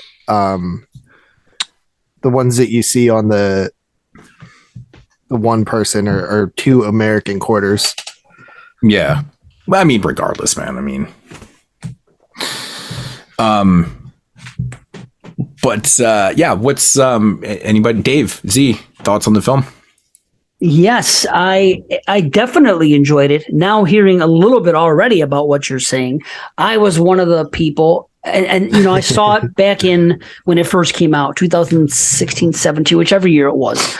I had to see it. Well, number one, it's a Giallo. Number two, it's the same name as my daughter. I want to see this fucking movie, Mm-hmm. So I watched the movie, and the same thing happened this time as happened last time. I'm along for the ride, and at the end, I am one of those people that you were just talking about, Moodz, that said it's a left field thing, and it bothered me. Okay, okay, you're telling me, don't they show a flashback of the guy getting stabbed and so he can't walk? Don't they show that actual scene in the movie? I remember they do, so how could he be faking it? Yeah, well, he didn't get paralyzed. Yeah, the wife stabbed him, but he faked the paralyzation. So they probably would think more sympathy for him that he wasn't a killer. Yeah, see, the wife stabbed the husband after he killed Francesca, but then he said he got stabbed by an intruder, right? And he just used it as an excuse to be, fucking paralyzed kind of thing, right? So he did get stabbed back. He just didn't get paralyzed. But yeah, no, he was fucking faking the funk, which was a great cover up, because no one would suspect him of doing these Divine Comedy murders, because he's confined to a fucking wheelchair. And he's also Robert De Niro's stunt double. He got paralyzed on the set. He got paralyzed on one of his movies. What movie? Ronin. On the car crash. Yeah, in the car crash. Fuck John Franken. I thought he looked like taking any prisoners. So they showed him getting stabbed. Okay, so I can't feel my back. My back. I can't feel my back. Yeah, that you learn right away that he was fucking faking the funk on that one and shit like that So that's fine, I guess. That I can accept a little more. Who's the killer at the end? Who? I know I saw that guy at one point in the movie, but I can't remember who it was. He just shows up out of nowhere. So the husband's the killer. Yeah, but I thought the killer was a female. They showed it's dressed in drag, bro. Yeah, and he probably dressing it as Francesca. Yeah. So he probably thinks he's Francesca now. That's why he dresses Francesca, or they'll throw the cops off, probably. Yeah. Okay, so that does help. He also has psychological damage. He's lost his mind. He's cross-dressing. Yeah. There's even a scene in the film where he makes a call and he's talking like a woman too, which is throwing off the. That's what I'm saying. It's misleading. It's misleading. Is he Robert De Niro? Is he not Robert De Niro? Who knows? Yeah, exactly. No, but he looks like Abe Vigoda to me. But fucking anyway. But definitely. It's really funny. But he had the figure of a female too, and that's what. Because my wife, remember, I said she watched it, and she always notices things I don't. God bless. I feel but they do that that was shit an like in Argento Sleepaway Camp too. Remember Sleepaway Camp? That's clearly Ricky and supposed to be Angela. They do that shit. I know that. What I'm saying is, but you're right, Dave. Because again, I watched this last week and I watched it again last night, and I was actually looking for that. So the scene where I guess he is placing that body in the park or whatever when the old lady sees it. That's clearly not his body in drag there. Right. That's clearly a woman's body. It's way 100%. More. It's way more slim. It's smaller. You can tell it's not fucking Robert De Niro's stunt double. Well, dude, he did. No, that Flies was day, bro. actually Robert De Niro. But I feel like that's an Argento trick. I feel like a lot of directors do this. They obviously use a different body to kind of, because what you're seeing visually, okay, well, it has to be a woman because this person's too big. It's guys, it's like a cheat. That wasn't Roy. That wasn't Roy, the actor who played Roy in Friday 5 when he was killing everybody. He was just some fucking big stunt man. Right. And to take it one step further, the phone call to the inspector when he's actually speaking like a woman is totally misguiding, misleading too. It's you're thinking at this point it's got to be Francesca because who else would be fucking doing these killings, right? That's why the twist of the father killing her and dumping her body in the backyard and shit is actually really interesting. And one of my favorite scenes in the movie, once you know the reveal, is actually a really cool scene when the inspector comes to talk to the father, and at this point he's not even investigating him at all, or he's just more about finding out more about the Divine Comedy stuff and shit like that, right? And finding a little bit more about like Francesca's murder, or not murder, but her disappearance and stuff like that. I don't know if you guys caught this, but he's sitting by her grave and he's basically like, he's like watering and he's fertilizing it and stuff like that. He's just standing right where Francesca's body is buried, or he's technically sitting right there. I think that's a cool fucking scene, man. That is definitely cool, but I still don't understand. And it's just like the Black Christmas argument. I still don't understand. If I kill my daughter now and I bury her in the backyard, guess what? One of the first places the cops and the investigators are going to look is the fucking backyard to see if she's buried there. Not if you're crippled. But would they do that in Argentina? They never. Well, what if my wife fucking killed her? He was never a suspect. Anybody could kill her. I know, but I'm just saying they explained it away because they thought he was hurt. He was never a suspect because the story is that an intruder broke in, stabbed him, and abducted the daughter. So they never looked at it as there was a crime committed in the house, and this was a total fictitious story that they made up. I get that, but if she doesn't show up, put on a fucking good show. But if you are abducted, how many people are abducted every day? You make it all the way up to being Robert De Niro's stunt double and can't act. How many people are abducted every day that never a trace? There's never a trace. But if you kill your child. If you fucking, let me tell you this, if any but person that murders they don't know their child's killed. It doesn't fucking, that's what I'm trying to tell you, is that we come, if any one of us kill our child, we automatically, if that child never shows back up, no matter what story we tell, at some point, the investigators and the cops are going to point their fingers at us, and they're going to come and check shit out. Yes. They did. But Dave, let me tell you a story. Dirt and fucking There's somebody an buried in the episode of backyard. Forensic Files that I watched where this guy killed his like wife and kid and buried them in the front lawn and then put a cement over it, and they didn't find him for like 20 years after the dude already died. Yeah. Well, when did it happen? In the 70s and the 60s, before people were doing shit like that? Nowadays, that fucking shit, that's the first thing people... Listen, I'm not knocking the movie, and when you hear my rating, you're going to say, okay, these are just the questions I had at the end of the movie, where I was like, well, wait a minute, this plus this are like three things that aren't adding up for me. That's all I'm saying. Now, I get what you're saying about the father, and he faked the funk. I can dig it. That's cool. I can even accept... to a degree, I think it was a little bit of a cheat because it looked like a female's body when things are going on. Now you're going to say that it's this person who's at least a foot taller probably and has the figure of a male. You're just upset because that's an Argento trick though. Now you feel weird. He does shit like that. A lot of Giallo directors do that. Look at that slender killer, and then you're like, oh no, it was De Niro. Misleading. Do you remember how they kind of break the case and they kind of lead it back to the father in this movie? It's the fertilizer that he dragged in, and they tested the fertilizer, and the inspector's like, "Oh, right, well, because there's that key scene I was talking about where the inspector is talking to the father in the wheelchair and stuff, and he saw the fertilizer and shit, and then he's obviously they put two and two together. I thought that was actually kind of cool. I dig it, and I like the gates of hell and the coins deal, and I love the stuff with the baby mama. Whatever I fucking love doing it. And did you guys notice the doll's stomach? It looked like it was a pregnant doll for some reason. It was like I'm convinced. Oh, that's why there was. I'm convinced that the doll was doll saying, fetuses. I'm convinced that the doll was saying in I guess Italian, right? So if you it just sounded like to me in English, it was saying, "Mama, you're a cunty." Cunty. Possibly. That's what it kept saying Mama, in my mind. You're a cunty. No, Mama, I want to call you a cunty. And that's what it is. I kept laughing every time I was watching. I was like, fuck, that's exactly what it's saying. That's what it's translating into. I'm like, oh my God, stupid. And I got to tell you this. I got to tell you this. Being Italian and being raised Roman Catholic and going to confession, this is the first time I can ever recall seeing a confessional where the person is outside the church doing their confession to the priest who's inside the church. I don't know if such a thing exists. Maybe it does in Italy. If so, it's almost like a drive-through confessional. Or Argentina. I think it's like a drive-through confessional. This one is cigarettes and beer is there Argentine. Are you Italian? Are you talking about the scene where they're ear? Yeah. Oh, yeah. That was the pianist. That's a confessional. That was the pianist assistant that he was the reason why the pianist got into the car accident and his wife died was he was fighting with his wife about his infidelities with his fucking with the assistant that gets stabbed up in the confessional booth. That's her. It was cool. I've never seen a confessional booth that you can access on the outside of the church. That's all I'm saying. It was probably during COVID times. Now that they're doing everything. Right. Maybe so.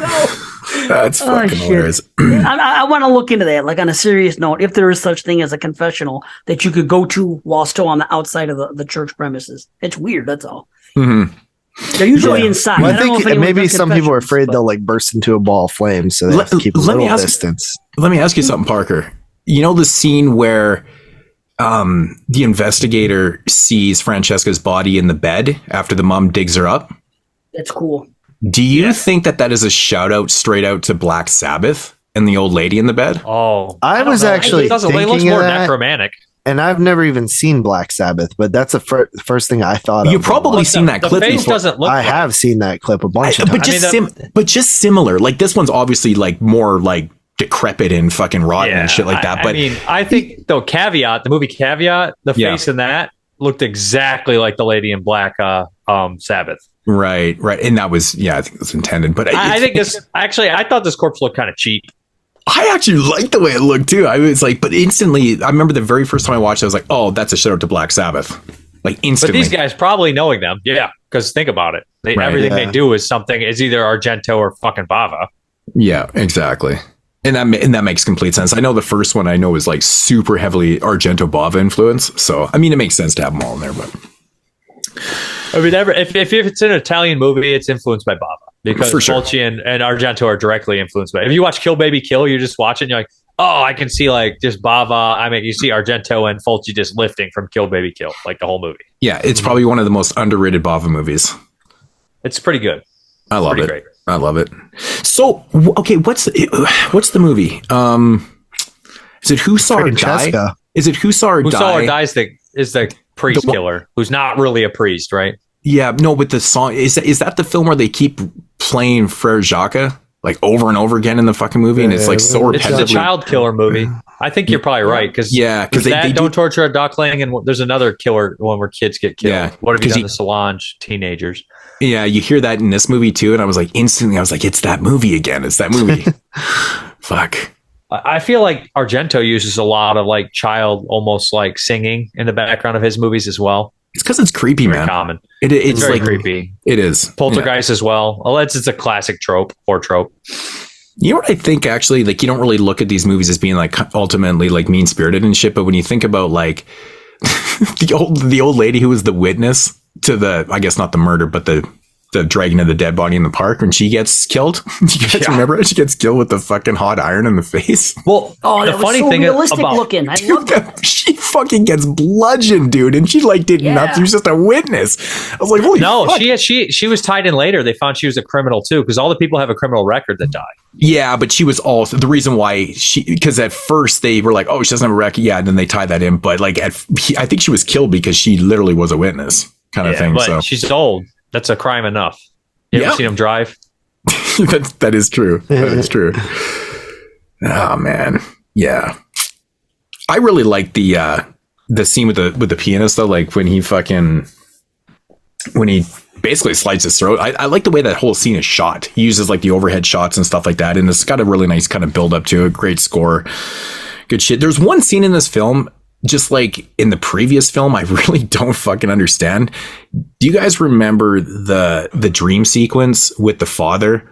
It's like a black and white dream sequence. And it's like, he's all fucking like messed up and decrepit. And he's got like bones for legs and shit like that.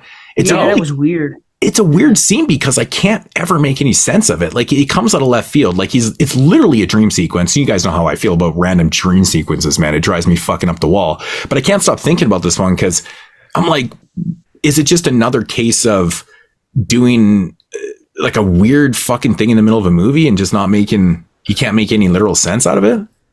I mean, maybe it's just like dreams are sometimes. Is it playing off nightmare logic? Like maybe he's just being disturbed. Maybe it's because he is so fucking disturbed. He's having these type of dreams. There's like something on his mind, so you dream dark shit sometimes. Yeah, it's a weird one though, man. Like his legs are all fucked up. It's kind of creepy, man. I mean, they might be doing a foreshadow or something just on him. Like if you're having fucked up dreams like that for no reason in the movie, it's probably just like, hey, this guy, he's a red herring. Right. Yeah. Yeah. But I There's think not this that one. many suspects, is there? Think about it. Not really. No, there really isn't. Well, it's because like the investigator, like he really doesn't have a clue at first, right? Like there's just the only link that they have between these murders is when they conclude that they have criminal past and stuff. And I'm like, well, fuck, how many suspects can you put into the mix there? Yeah. Right. It's, so, but that's why I think it's kind of well written because like you don't think of him, the father, faking the funk and not actually being paralyzed, which, we've seen this before. We've seen this before in movies where all of a sudden, the guy stands up. But I saw that on the internet though. I like it though, man. He's reading Giallo novels. He's reading the Yellow novels, and he's there's all these like little things with the fertilizer. Oh man, I really like this movie. It's done well. Yeah, it's solid. Yeah. Anybody else have anything? Rating. No, I think this one's better when you talk about the twist. The twist is good. And it has a good story with the actual criminal element and how the killer kills. It's a good motive. It's a major improvement on the first one to me. Yeah, it feels like everything sort of came together like positively after the It's a real movie. Yeah. It's like, oh, okay, now this guy got a little bit more money. Did the investigator, like the head of the investigators, not the guy at the end, but the other dude that gets poisoned from the apple? They blamed him for the kills originally. So was that intended by Francesca's father? Because he obviously I think so, to throw him off. Right. Okay, I just wanted to clarify that because I was always never really too sure on why, because I'm like, this guy doesn't have a criminal past. And I'm like, dude, is he just taking a stab in the dark?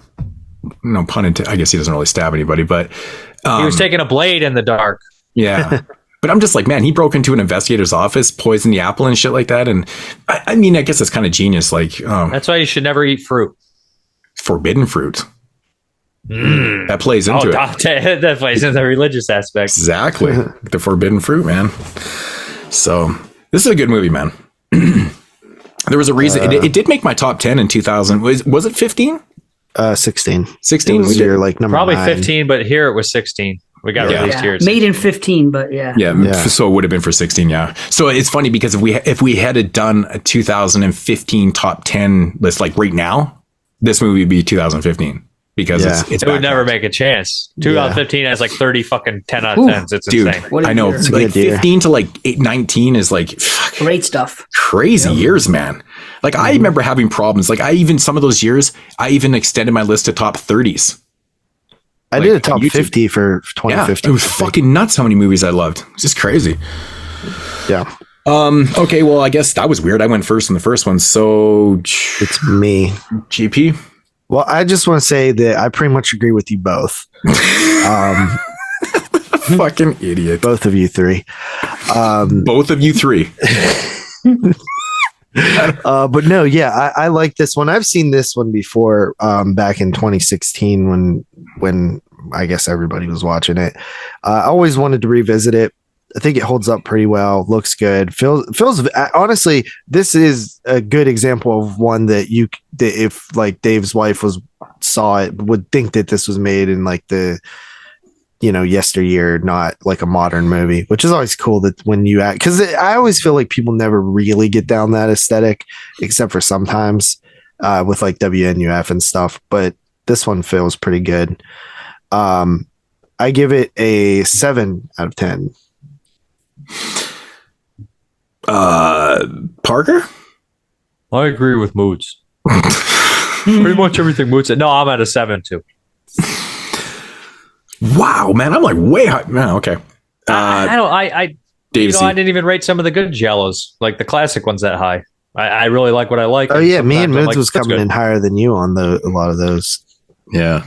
Interesting. Well, it was a first time watch for me. The Martino movies I would have rated higher. Strange Wife and Mrs. Ward's probably like an 8.5 for me. I like them. That's a great movie. Did we review that already? I was still higher on that one because I think I gave it 9.5. Well, I didn't rewatch it, but that was my favorite Martino. You know, it's just surprising that, like, you know, so many comments about that show, and like everyone was like, you know, I was so surprised on how low you guys were on All Colors of the Dark and stuff, and I'm just like, you know, it's shocking to myself a little bit too. My least of those three. It's my Me least too. favorite of those three. It's just a little too sloppy.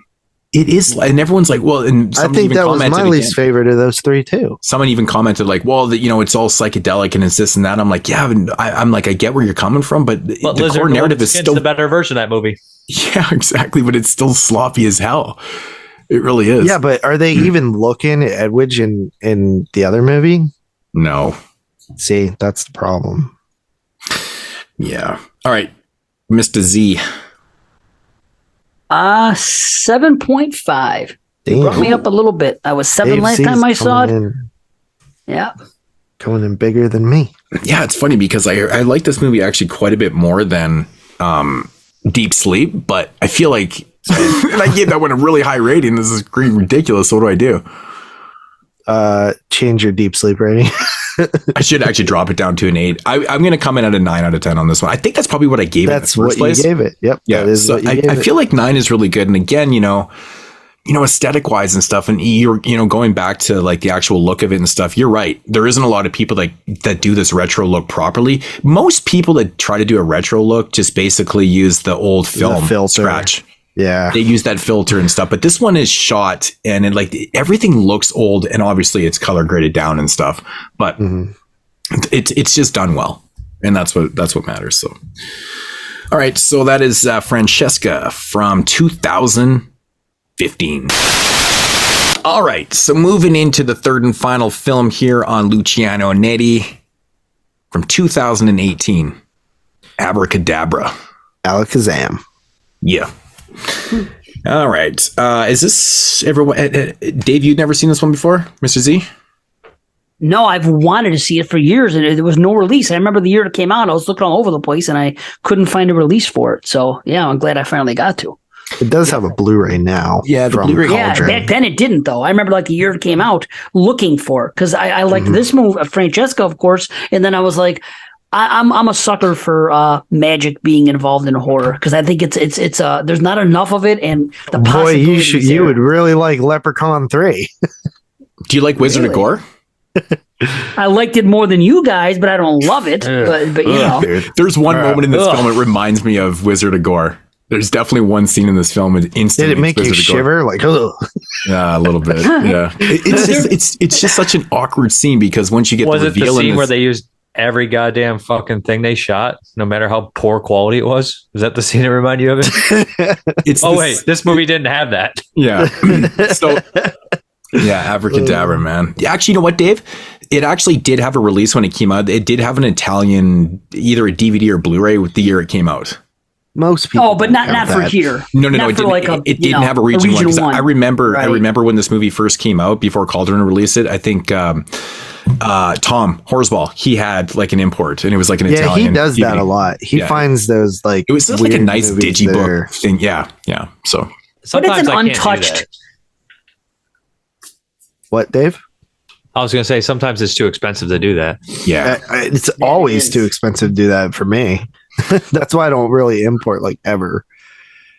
All right, so I just think magic, dude. There is a 10 out of 10 movie about magic and horror that hasn't been done yet. Yeah, I agree with you. And I have a great title for one. I've looked it up over the years to see if anyone's ever taken one. Abracadabra? And no one's ever close. I think Abracadabra.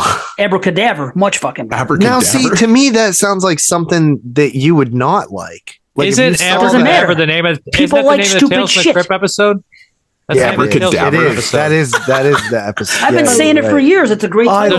There's an episode of Tales from the Crypt. See, I can't. I have to like that. I have to like that name, man, because like I talk in alliterations all the time and shit, and fucking. But that's a good play on words. That's a good play. You are 100% right, Dave. I saw that earlier. Abracadabra. It's a good one. Yeah.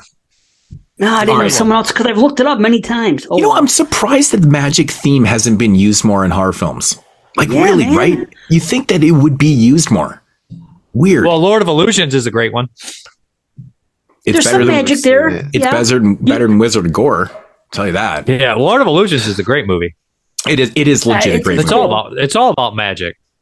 Well, it is about magic, but I'm thinking more traditional magician like this. Something like this that's a killer. It is. There really is. There's really a whole thing of magicians. Swan's a magician. Fucking Nyx is a magician. Is it Scott Bakula? It's about magic. Is it Scott Bakula? I guess you're right. Yeah. I guess you're right. But it's not. It's not a slasher or a serial killer one. Like, there's not one where there's a magician that's actually the killer. Besides this movie, in a way. Yeah. Okay. So synopsis: in the tradition of Giallos of the early in the tradition of Giallos of the early 70s, a magician finds himself the target of a sadistic serial killer. Okay, that was kind of a weird. David Copperfield's in Terror Train. This is true. Right. All right. So this one opens up. It tells a backstory. It starts out in 1951, and it's basically it shows what's the father's name? Dante. Is it Dante the Great? Dante's Inferno, really? Yes, I forgot his name. So the Another shout out there. Yeah, so Dante the Great, he's a magician, 1951. He's got his son there, who's later, the story picks up 30 years later with Mancini. He's doing the bullet trick, which is you're supposed to use blanks, I believe, but ultimately it goes wrong. He gets shot and killed. The story jumps 30 years later, which would make it into 1981. So this actually isn't set in the 70s. Mancini, the son that was, that watched his father get killed, is now a magician himself. And it opens up basically with he's going to do like his first show in a while or whatever. And there's a lady that's fucking dead on his stage, and she's been all hacked up. What do they call that trick with the swords through the head, through the box and stuff? Box sword. So I don't know. I don't know what that thing's called, but anyways, she's all fucking hacked up and stuff. And of course, he's very confused on why there's a dead body on his stage. And yeah, the story just kind of goes from there. We're probably gonna have to spoil the shit out of this one too. I think the reveal in this movie is fucking funny as hell. There's like 12 reveals. Well, the reveal of okay, his assistant isn't real, but like who she actually was, like this whole. Wait, she's not real, you're saying? No. She's in his imagination? He killed himself? Okay, so he never died. Yeah, no, he never dies. I'm fucking confused as fuck. Okay, forget it. Go ahead. Okay, we'll have to start at the top here with the reveals. Okay, so essentially, Mancini, who was a little fucking shit as a child, actually changed the bullet in the gun himself. Yeah, but he blamed the helper. Father, right? No, he blamed the father's helper. The father's helper, who actually went to jail for 20 years. Okay, so the girl that follows Mancini throughout the film, who we think is real, who's actually not real, she was actually sacrificed by Mancini himself as a child in some kind of satanic cult fucking sacrificial thing. The girl that gets stabbed, but that's her. And she reminds me very much of All Colors of the Dark. Yeah, by Martino. So essentially, she is like the dark horse that's attached to Mancini because obviously he killed her. And now it's 30 years later, he's doing his thing. But it does make sense when you're watching the movie because no one ever talks to her in the film. And there's this, in the scene I was talking about earlier that reminded me of Wizard of Gore for some reason, is the scene where he's doing his set, he's doing his show, and he's like, hey, give it up for her. And he's going like this. And then it pans over to the crowd and everyone's kind of looking at each other up with like frowns on their faces. Like, what the fuck? Like, who the fuck is this guy talking to up there? Right? That's a dead giveaway that she's not fucking real. She's never there. So then we get the reveal at the end with the police officer. Fucking mind blown. And he's like, you got to look in the mirror and you see yourself for who you really are and blah, blah, blah, blah, blah, blah. And then he looks in the mirror and we see the woman, right? Because she kills him in the bathtub. And then right. That's what I'm saying. Isn't that the one that killed him? No. And then the reveal is I'm fucking lost. He was her. He's both of them. He's the killer. He's the dark horse. So it's a Fight Club thing. He killed himself. Attempted to kill himself in the tub. He's probably got a guilt complex from killing forced to kill the girl when he was in the cult. And that's probably why he killed his father too. he killed his father because he put the real bullet in there to kill his father to probably get revenge for being forced to partake in the cult. Now he's all fucked up and he's got the split personality, so he therefore kills everyone. But the one guy he does kill that on he knows he killed was the son because he kills him on accident. But then at the very end, he kind of reveals, and even the cop is not even there. Nobody's even on the track of him. I think the cop might be a split personality too. So he's all fucked up. Yeah. What? Okay, well, in my defense, and he obviously served time in a mental institution at one point. Yeah, we see that. So he cuts back to, and actually the police officer who was supposedly in that room busting him at the end, where we get the reveal that he's hit Mancini and the Dark Horse, the red haired lady. That cop is actually the doctor inside the mental ward. Yeah. So he was the guy that was the guy giving the meds and shit like that. So yeah. It's a mind trip, but I think this one's pretty straightforward though. To be honest, like I like even the very first time I watched it, I was like, okay, yeah. The initial reveal when I first watched this, when they did the cult thing, I was like, "This is fucking stupid." I kept going, and I was laughed. Like, okay. I laughed out loud. Did we not talk about this? I was mad at first. Mad at first. I liked this one better this time. I liked it better this time. Me too, man. And I rated it pretty high the first time I watched it, but I remember laughing, going, "That was fucking like." Really came down to like cult shit, like he fucking stabs. But then if you actually think about like why he did in his dad and shit like that, and there's some pretty cool stuff in this. I would say this is probably the goriest out of the three. It's not overly crazy gory, but I mean, it does have a nice special effects are the best, aren't they? Yeah. Decapitate. This one looks real. I think it's maybe because the Blu-ray is probably better quality, but it does look a little bit more polished, but it still has that very authentic throwback look to it and stuff. They have the coins on the eyes again. The coins on the eyes. Yep. In the bathtub. Yep. The more defined comedy. Yeah, for sure. And they all rehash each other and have similarities for sure. Oh yeah. 100%. Yeah. So yeah, I mean, again, score is pretty cool in this one. This one right here, it just rips by. Like it just goes by so quick. It's pretty short too. Yeah, man, it goes by so fast. Like, isn't the music just like the one from Tentacles? That score they use in every Italian movie. I wonder if it is. I haven't seen Tentacles in years. But they use it in that. What's the movie by Piercing? You know Piercing. Oh, the Nicholas Winding, not him. What's that guy? Yeah, I know. Nick Pesci. Mick Pesh. Yeah. They use the same score in that from Tentacles, and they use it in about a dozen other movies. You'll know it right when you hear it, man. I can't even do it, but you'll know it. It's the most. I dig it. It's used in like 10 movies. It's a great score. Right. I think it sounds a lot like that, especially when he's driving at the very end in the rain. Mm-hmm. And this guy looks just like Robert Englund with a goatee. That's Robert Englund's stunt double. That guy came back. Abe Vigoda or De Niro, whoever he was. He came back in this one, right? This is Robert Englund's stunt double. Wait a minute. It wasn't the same guy from Francesca was in this one? Are you on drugs? I wish. No, I'm fucking sober, man. That's the problem. I've been sober too long. Yes, the father for Francesca is actually the father in this movie. Yeah. Oh, I thought he was talking about. I thought he was talking about Robert Englund's stunt double. No. We're talking about Robert De Niro. It's Robert De Niro's fucking stunt double in this one again. I didn't even remember Robert De Niro being in this too. There's two stunt doubles in this movie now. Yeah, he's Dante. He's Dante. He's only in the movie for like two quick little scenes, right? He gets shot and you don't really, but it is the same dude. Again, there's just connection after connection. Yeah. It's just connections after connections, but see that I noticed, but the other shit I didn't. That's how. See, like a lot of once the reveal happens to this movie and you kind of figure everything out. Like if you think back on the film, like the scene where he's in the bar with like what do they call those things? The two girls, hoagies. Like when you puff on the fucking. Hookahs, bro. Hookah, not a hoagie. It's not a fucking hoagie. He's like in there fucking eating a big Mr. Mike's fucking Mr. Sub. I've never done it. I've never smoked that before. I've never.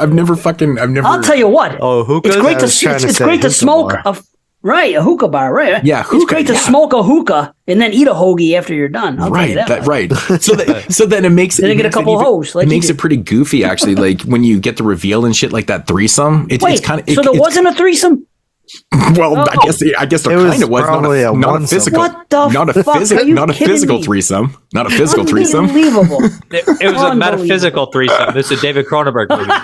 Oh man, that part was so exciting too. I'm watching. I'm like, man, I miss being single sometimes. And but if it happens in your, who's to say what That's Yeah, like but shallow still, hell. pulling a fucking threesome or having one in your head are two very different things, my friend. You know, Not if you believe it. Not if you believe it, bro. Is there any? I think there's one or two scenes in Francesca with split screens, right? Because he uses the split screen technique quite a bit in this one. There's a really cool scene where he wakes, actually after the threesome, when he wakes up next to the dead body in the bed. The way that split screen is edited, it's kind of like a rolling split screen. You guys remember that? Let me ask you this. That's fucking so awesome. He's in the insane asylum, right? And he imagines the cop, who is his doctor, chasing him down. Now, is that him chasing him down to try to heal his mental illness? Or do you actually believe that he's just reliving what he did, but instead of the place of the cop, he puts his doctor? I think he's reliving what had actually happened. And he puts the doctor there in place of the cop? Yeah, because we know the murder of his father and him killing that really happened and stuff. But what if nothing else did? What if those two things happened and nothing else did? I mean, you could asylum ever since. You could put places like that, but I guess we'll never know, right? I would like to assume that it did because of what. I mean, if you just read the news, I mean, I guess that could be part of his head too. Everything. He's had to commit some crimes, right? He's had to commit something, right. Yeah. I think my favorite scene in the movie actually is the staircase scene, the way it's shot. You guys remember that? The girl going up the staircase. Fuck, it's totally got that Bob and Argento color scheme going on and stuff, and it's got the overhead shot and she's coming up the stairwell and shit. Oh, it's fucking awesome, man. Such a great scene. The cinematography in this one's really great. There's a lot of really good scenes. I think I probably like this one the best, honestly. I think so too. I really like just that. I love like Dave said, like the magician angle. I think that's really unique and cool to sort of throw in there. And then honestly, like I really, even though it could be a little confusing and stuff, I do like how the twists go. The whole movie's an illusion, right? He's a magician. Right. He does magic tricks, and everything's not as it seems. The entire movie is. Nothing's as it seems. It's abracadabra, really? Right? But I mean, they tell you that the opening quote, I think it was a Harry Houdini quote. It's literally, I can't remember exactly what the quote is, but it literally tells you what you're getting yourself into. Maybe it's. What do they say? What's that? I miss magic, man. What was the song? What was this? What was the last thing Harry Houdini did? Got punched in the gut. He got punched in his stomach, but before that, it was the underwater jar, the underwater. No, what did he die? He died in the last fist fall. What do they call that? He died from getting punched. He got fucking appendicitis. No, he died in a trap. No, that's everybody. No, that's a legend. He hired a guy to punch him. That's a legend. Well, what he said, he could take punches from anybody, but he would have. And somebody just came up and punched him, thinking that sucker punched. Right. Yeah, but when he would have to be ready for it to protect his organs and shit. Right. And he wasn't in that case because some dude just thought he could go up and punch him since he said he could take any punch. Yeah, well, it's not funny, but yeah. Yeah, it's fucked up. Huh. Yeah, poor guy. Yeah, it's fucking crazy. Yeah.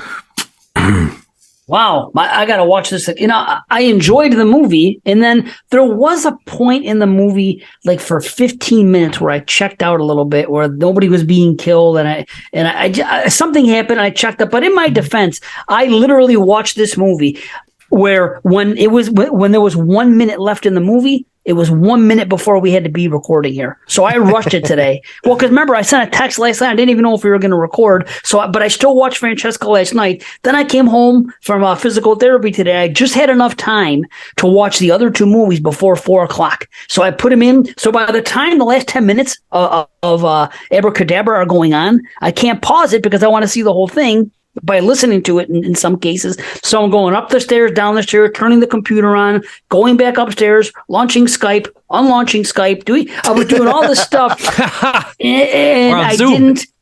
Right. And then I had to Zoom. So I had all this stuff happening, and it didn't have, when I needed to be there the most, I wasn't. And I said to myself, it's in my notes. Literally, these are my last notes. So that's like you'll the story understand. Of your life. I know. It's like, I didn't expect that reveal. Then it gets better. And then the end lifts it up. However, I need to watch it again to get the full thing. That's the last thing I said. I dig the pendants and all that. But so obviously I need to watch it again. I didn't even put a rating on it because I needed to have this discussion first. But I feel like all these movies, like they really benefit from multiple watches, especially, especially like, gimmick, even if you fully got it through one time rewatch me like, oh shit. Then you'll start to see things, because these are the type of movies that like that there's those little anecdotes, those little hidden things all through the film and stuff like that, right? Like the scene where he's like, oh, look at her and shit, and then the crowd's like, who the fuck are you talking to, right? But it all makes fucking sense, right?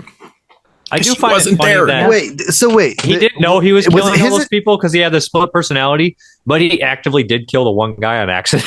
It's like, fuck, I gotta get out of here. Right. So wait, are you? I can't remember back, but are you talking about the scene where the girl does the knife trick? No, when he's on stage in the beginning, right? And when he shows, like, I don't remember what trick she does, but she's up there in the beginning as an assistant, and he's like, he like shows her like this. It's like the knives in the boxes or whatever. She gets out of the box. So he literally just didn't do anything then. Right. Because he just did the trick with nobody there. He's essentially so much in his own head. Like he's essentially he's lost. I mean, he thinks that she's real, so he's performing like she's real with him. And everybody's like, worst fucking magician ever. Right. Like, where's the assistant kind of thing? Like, this is fucked up. Yeah. So it's really awkward. Wow. But it like completely makes sense at that point. Because if you watch everyone in the crowd, it's like actually fun. Oh, and doesn't he say later, like, I just don't know what's going on. Like, I don't know why. Didn't he say something about like he couldn't, the audience wasn't like, giving him anything or something? Yeah. He realized that it didn't go well. He's like, well, what did I do wrong? Like, no one reacted at all and stuff like that. It's because, you were being a fucking weirdo up there, buddy. And he's just showing up to her like some random apartment that he probably owns. Like, she's like, you could stay here tonight, but it doesn't mean we're still dating. Right. He's talking to nobody in the kitchen. Bro, it's like the fucking Joker, bro. Yeah. But anyway. Yeah. I'm a big fan of that split screen shit, man. I think that stuff's cool. De Palma. Yeah. I always liked it. It's pretty cool. De Palma does it the best. Yeah. I just like I've never seen the one that like how he does it in this one with that kind of rolling split screen with the girl, the dead body in the bed. That's pretty cool. Just look different. Apparently, I'm the only one that did. So, anyways, I don't remember that. Bro, exactly. I'm lucky. It was right after the threesome. Right after the threesome scene, he wakes up in the morning, and obviously, I think that was the one-some. It's just him and the other girl that he ends up killing. But yeah, it just kind of rolls. It's fucking cool, man. It's cool. Wow. Yeah. Who's up? Parker.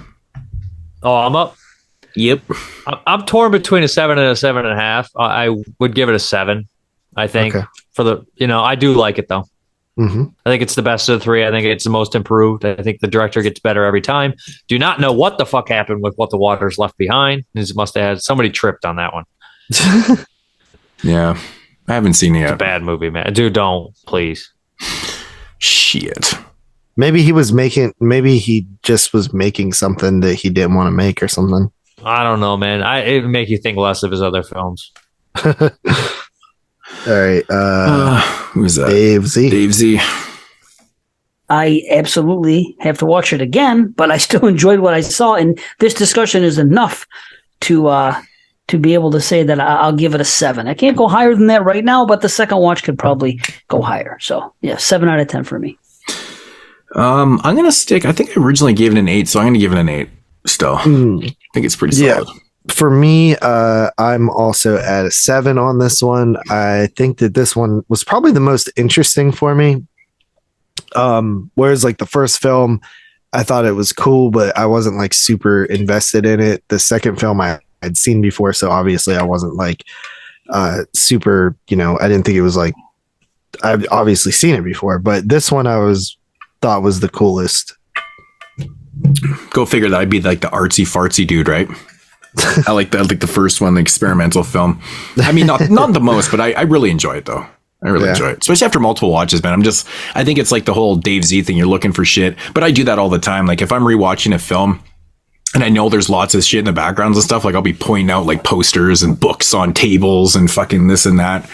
I like doing that shit, man. Then you'll dig Christmas Buddy Christmas. There's a lot of that shit in the background. Yeah, see, I love that if shit. You can fucking make out with it on Shudder. Yeah, I love that stuff so much.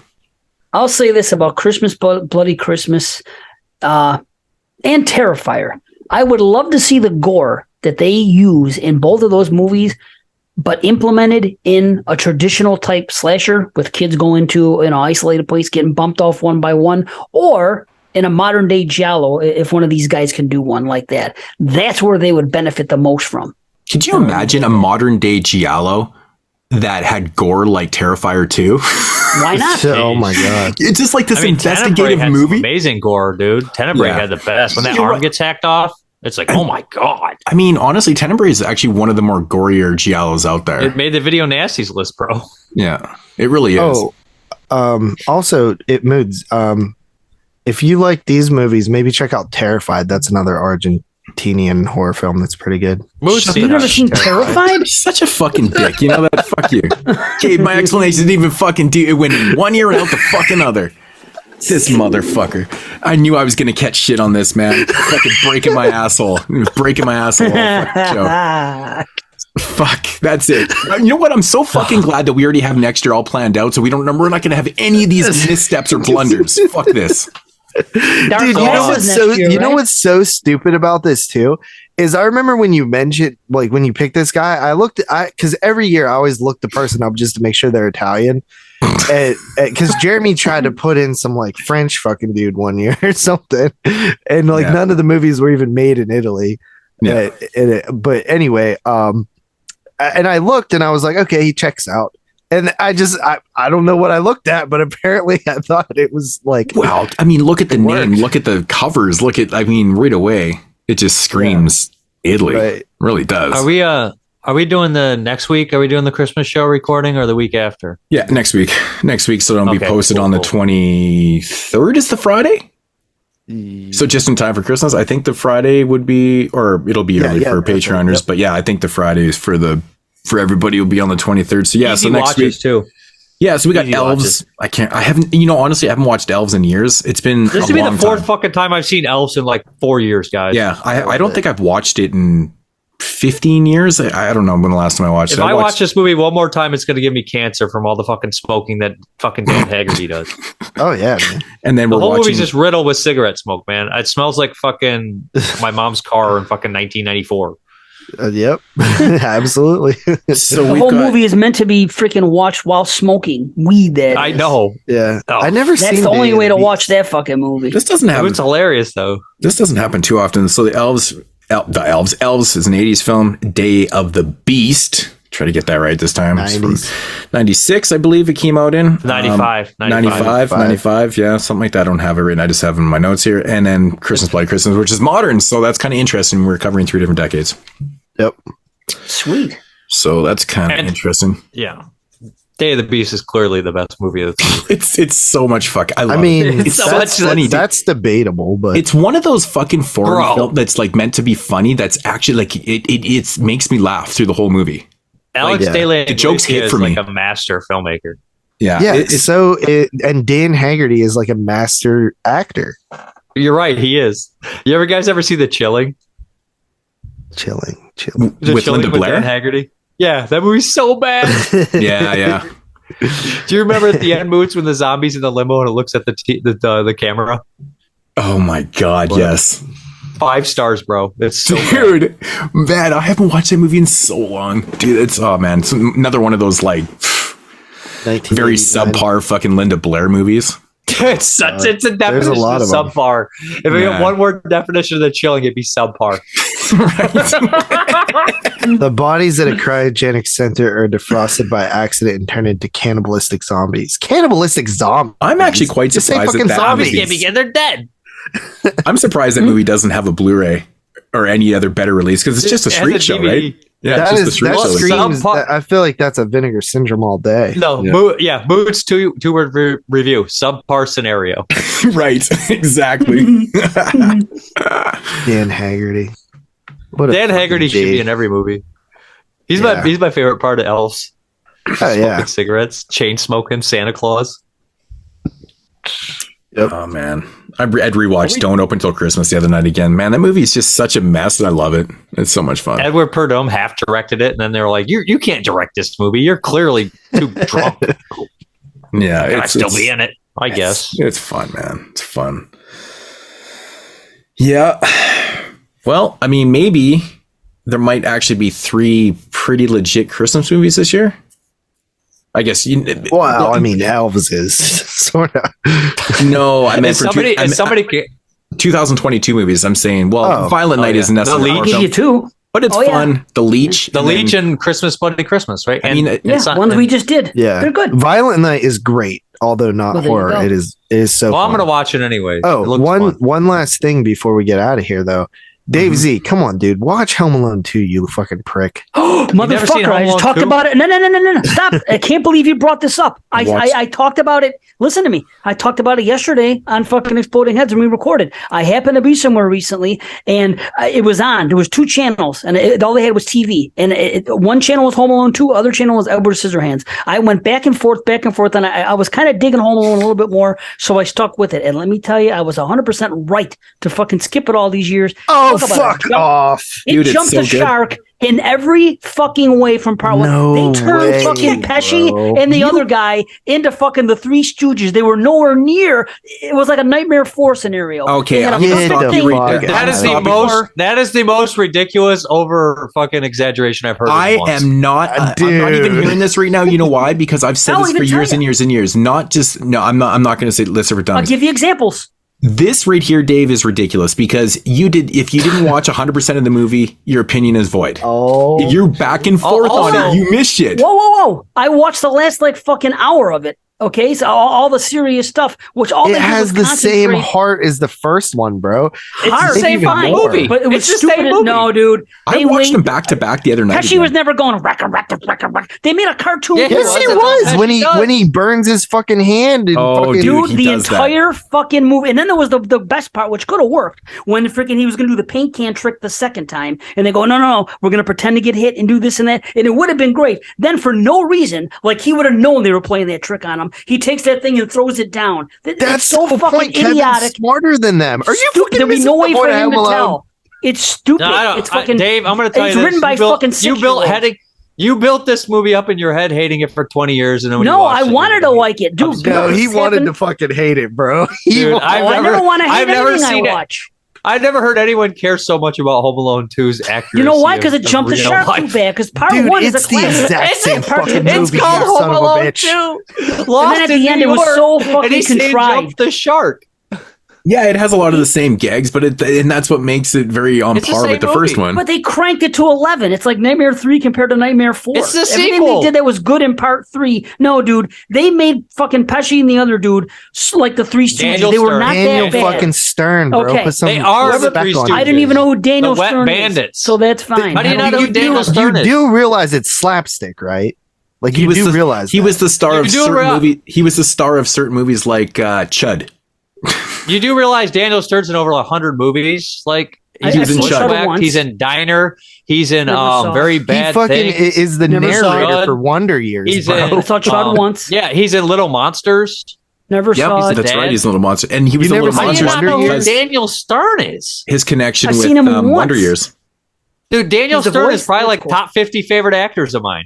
I love Daniel Stern. Well, dude, I'm telling you, everything was serious actor too, man. He's good. Yeah, like a good sequel should.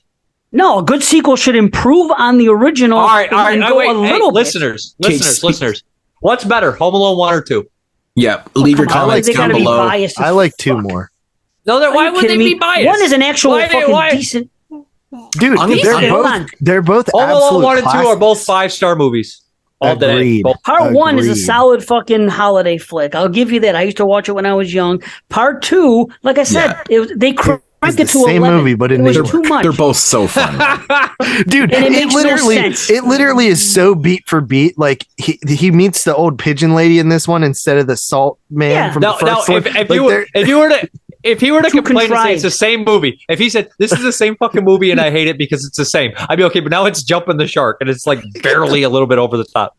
No, it's way over the top. There was no way those two characters were that fucking bad. And you didn't spend fucking that much time. Remember in Home Alone 1 where Marv turned into a skeleton? Yep. That's I'm not over just the telling top. you, it's a shark jumper. Hey, and honestly, that never. What was that sound? That was the sound of a tool chest coming down the stairs. Also, part 1. Yeah, I understand. It works once or twice in the first movie. But in this movie, it was like gag after gag, way over the top. Dude, watch them both, one after the other, and compare. That's a shitty fucking. Dude, I watch them both every year, bro. I watched them back to back the other night. It's nostalgia almost for you 50 guys. years old watching it for the first time. I watch them back to back every year. I even watched the new one too this year. But it's not made for a 50-year-old. They're the same movie though. That's the thing. They really are the same. They were made 1 year fucking different apart. settings, same movie. Yeah. I'm telling you. I would say they were way clownish in this. It's not like Teenage Mutant Ninja Turtles 1 and 2. Number 2 is literally a jump the shark movie where you're like, this is too much. And then 3 is just bad. Is so bad. 3 is just terrible. It's such a bad origin story. Yeah. 2 and 3 are both terrible. 2 is a great kids movie, awful movie. Yeah. Okay, I'll tell you what. I'll watch 1 and 2 objectively, back to back, and maybe you guys are right. That's the only way to do it, man. I can't even watch Home Alone 1 and 2 objectively. I just don't care enough. I'm like, I like them. I don't even want to listen. think about I want to know. Classics, bro. I think you guys are fucking. I love them. Realizing how I love Home Alone. No, Home Alone 1 might be those might be the best Christmas movies. My favorite's Scrooge. I like the Bill Murray Scrooge movie. That's my favorite. I don't like Bill I never Murray. saw that. Oh, I love Scrooge, man. It's so good, man. I haven't done my annual watch on it yet. I haven't done my annual watch. I usually watch it right around Christmas. So, but if you guys want to talk about good acting, Jeremy Garner and Graham Skipper, man, and the lead fucking murdered it in the lead. I do need to check out the best. Good stuff. I gotta get going though. Yeah, that's why I wanted to wrap it up with Jeremy Garner and Graham Skipper. Go watch the lead, you fuckers. We're getting out of here. Hope you guys enjoyed the show. We'll see you guys next week for the Xmas show, whatever fucking volume it is. We're actually recording this year, hopefully. So check you guys then. Who's Francesca? She's upstairs. Who's Daniel Stern? Who's Daniel Stern? Hey, it's not as bad as him not knowing what's his name. Fucking from no, it is worse actually. Richard Lynch is not nearly as known actor as Daniel Stern. Thank you. That's like not knowing who Donald Sutherland is. But it's still fucking bad. He's been in like 200 fucking movies. If you don't know Dan Stern, you can't call him Dan Stern. You got to call him Daniel Stern. Yeah. That's true. You're right. You're not a first name basis with Dan Stern. He's like, Dan Stern. I will give these assholes when I said, everybody knows Olaf Ittenbach and the longest pause. Everyone like, who the fuck is Olaf Ittenbach? I mean, it is Olaf Ittenbach, Moodz. I know who he is, but it's Olaf Ittenbach. I might have been getting a little bit aggressive on that one. You might have jumped the shark on that one. That was definite jump the shark. Yeah, that was straight Fonzie shit. You guys don't know who Andreas Schnoz is? Yeah. You guys don't know who Timo Ross is? No, bro. That's exactly. All right, we'll see you guys next year with fucking spaghetti rigatoni Alfredo for Italian Horror Month. Right. All right, guys. Deuces.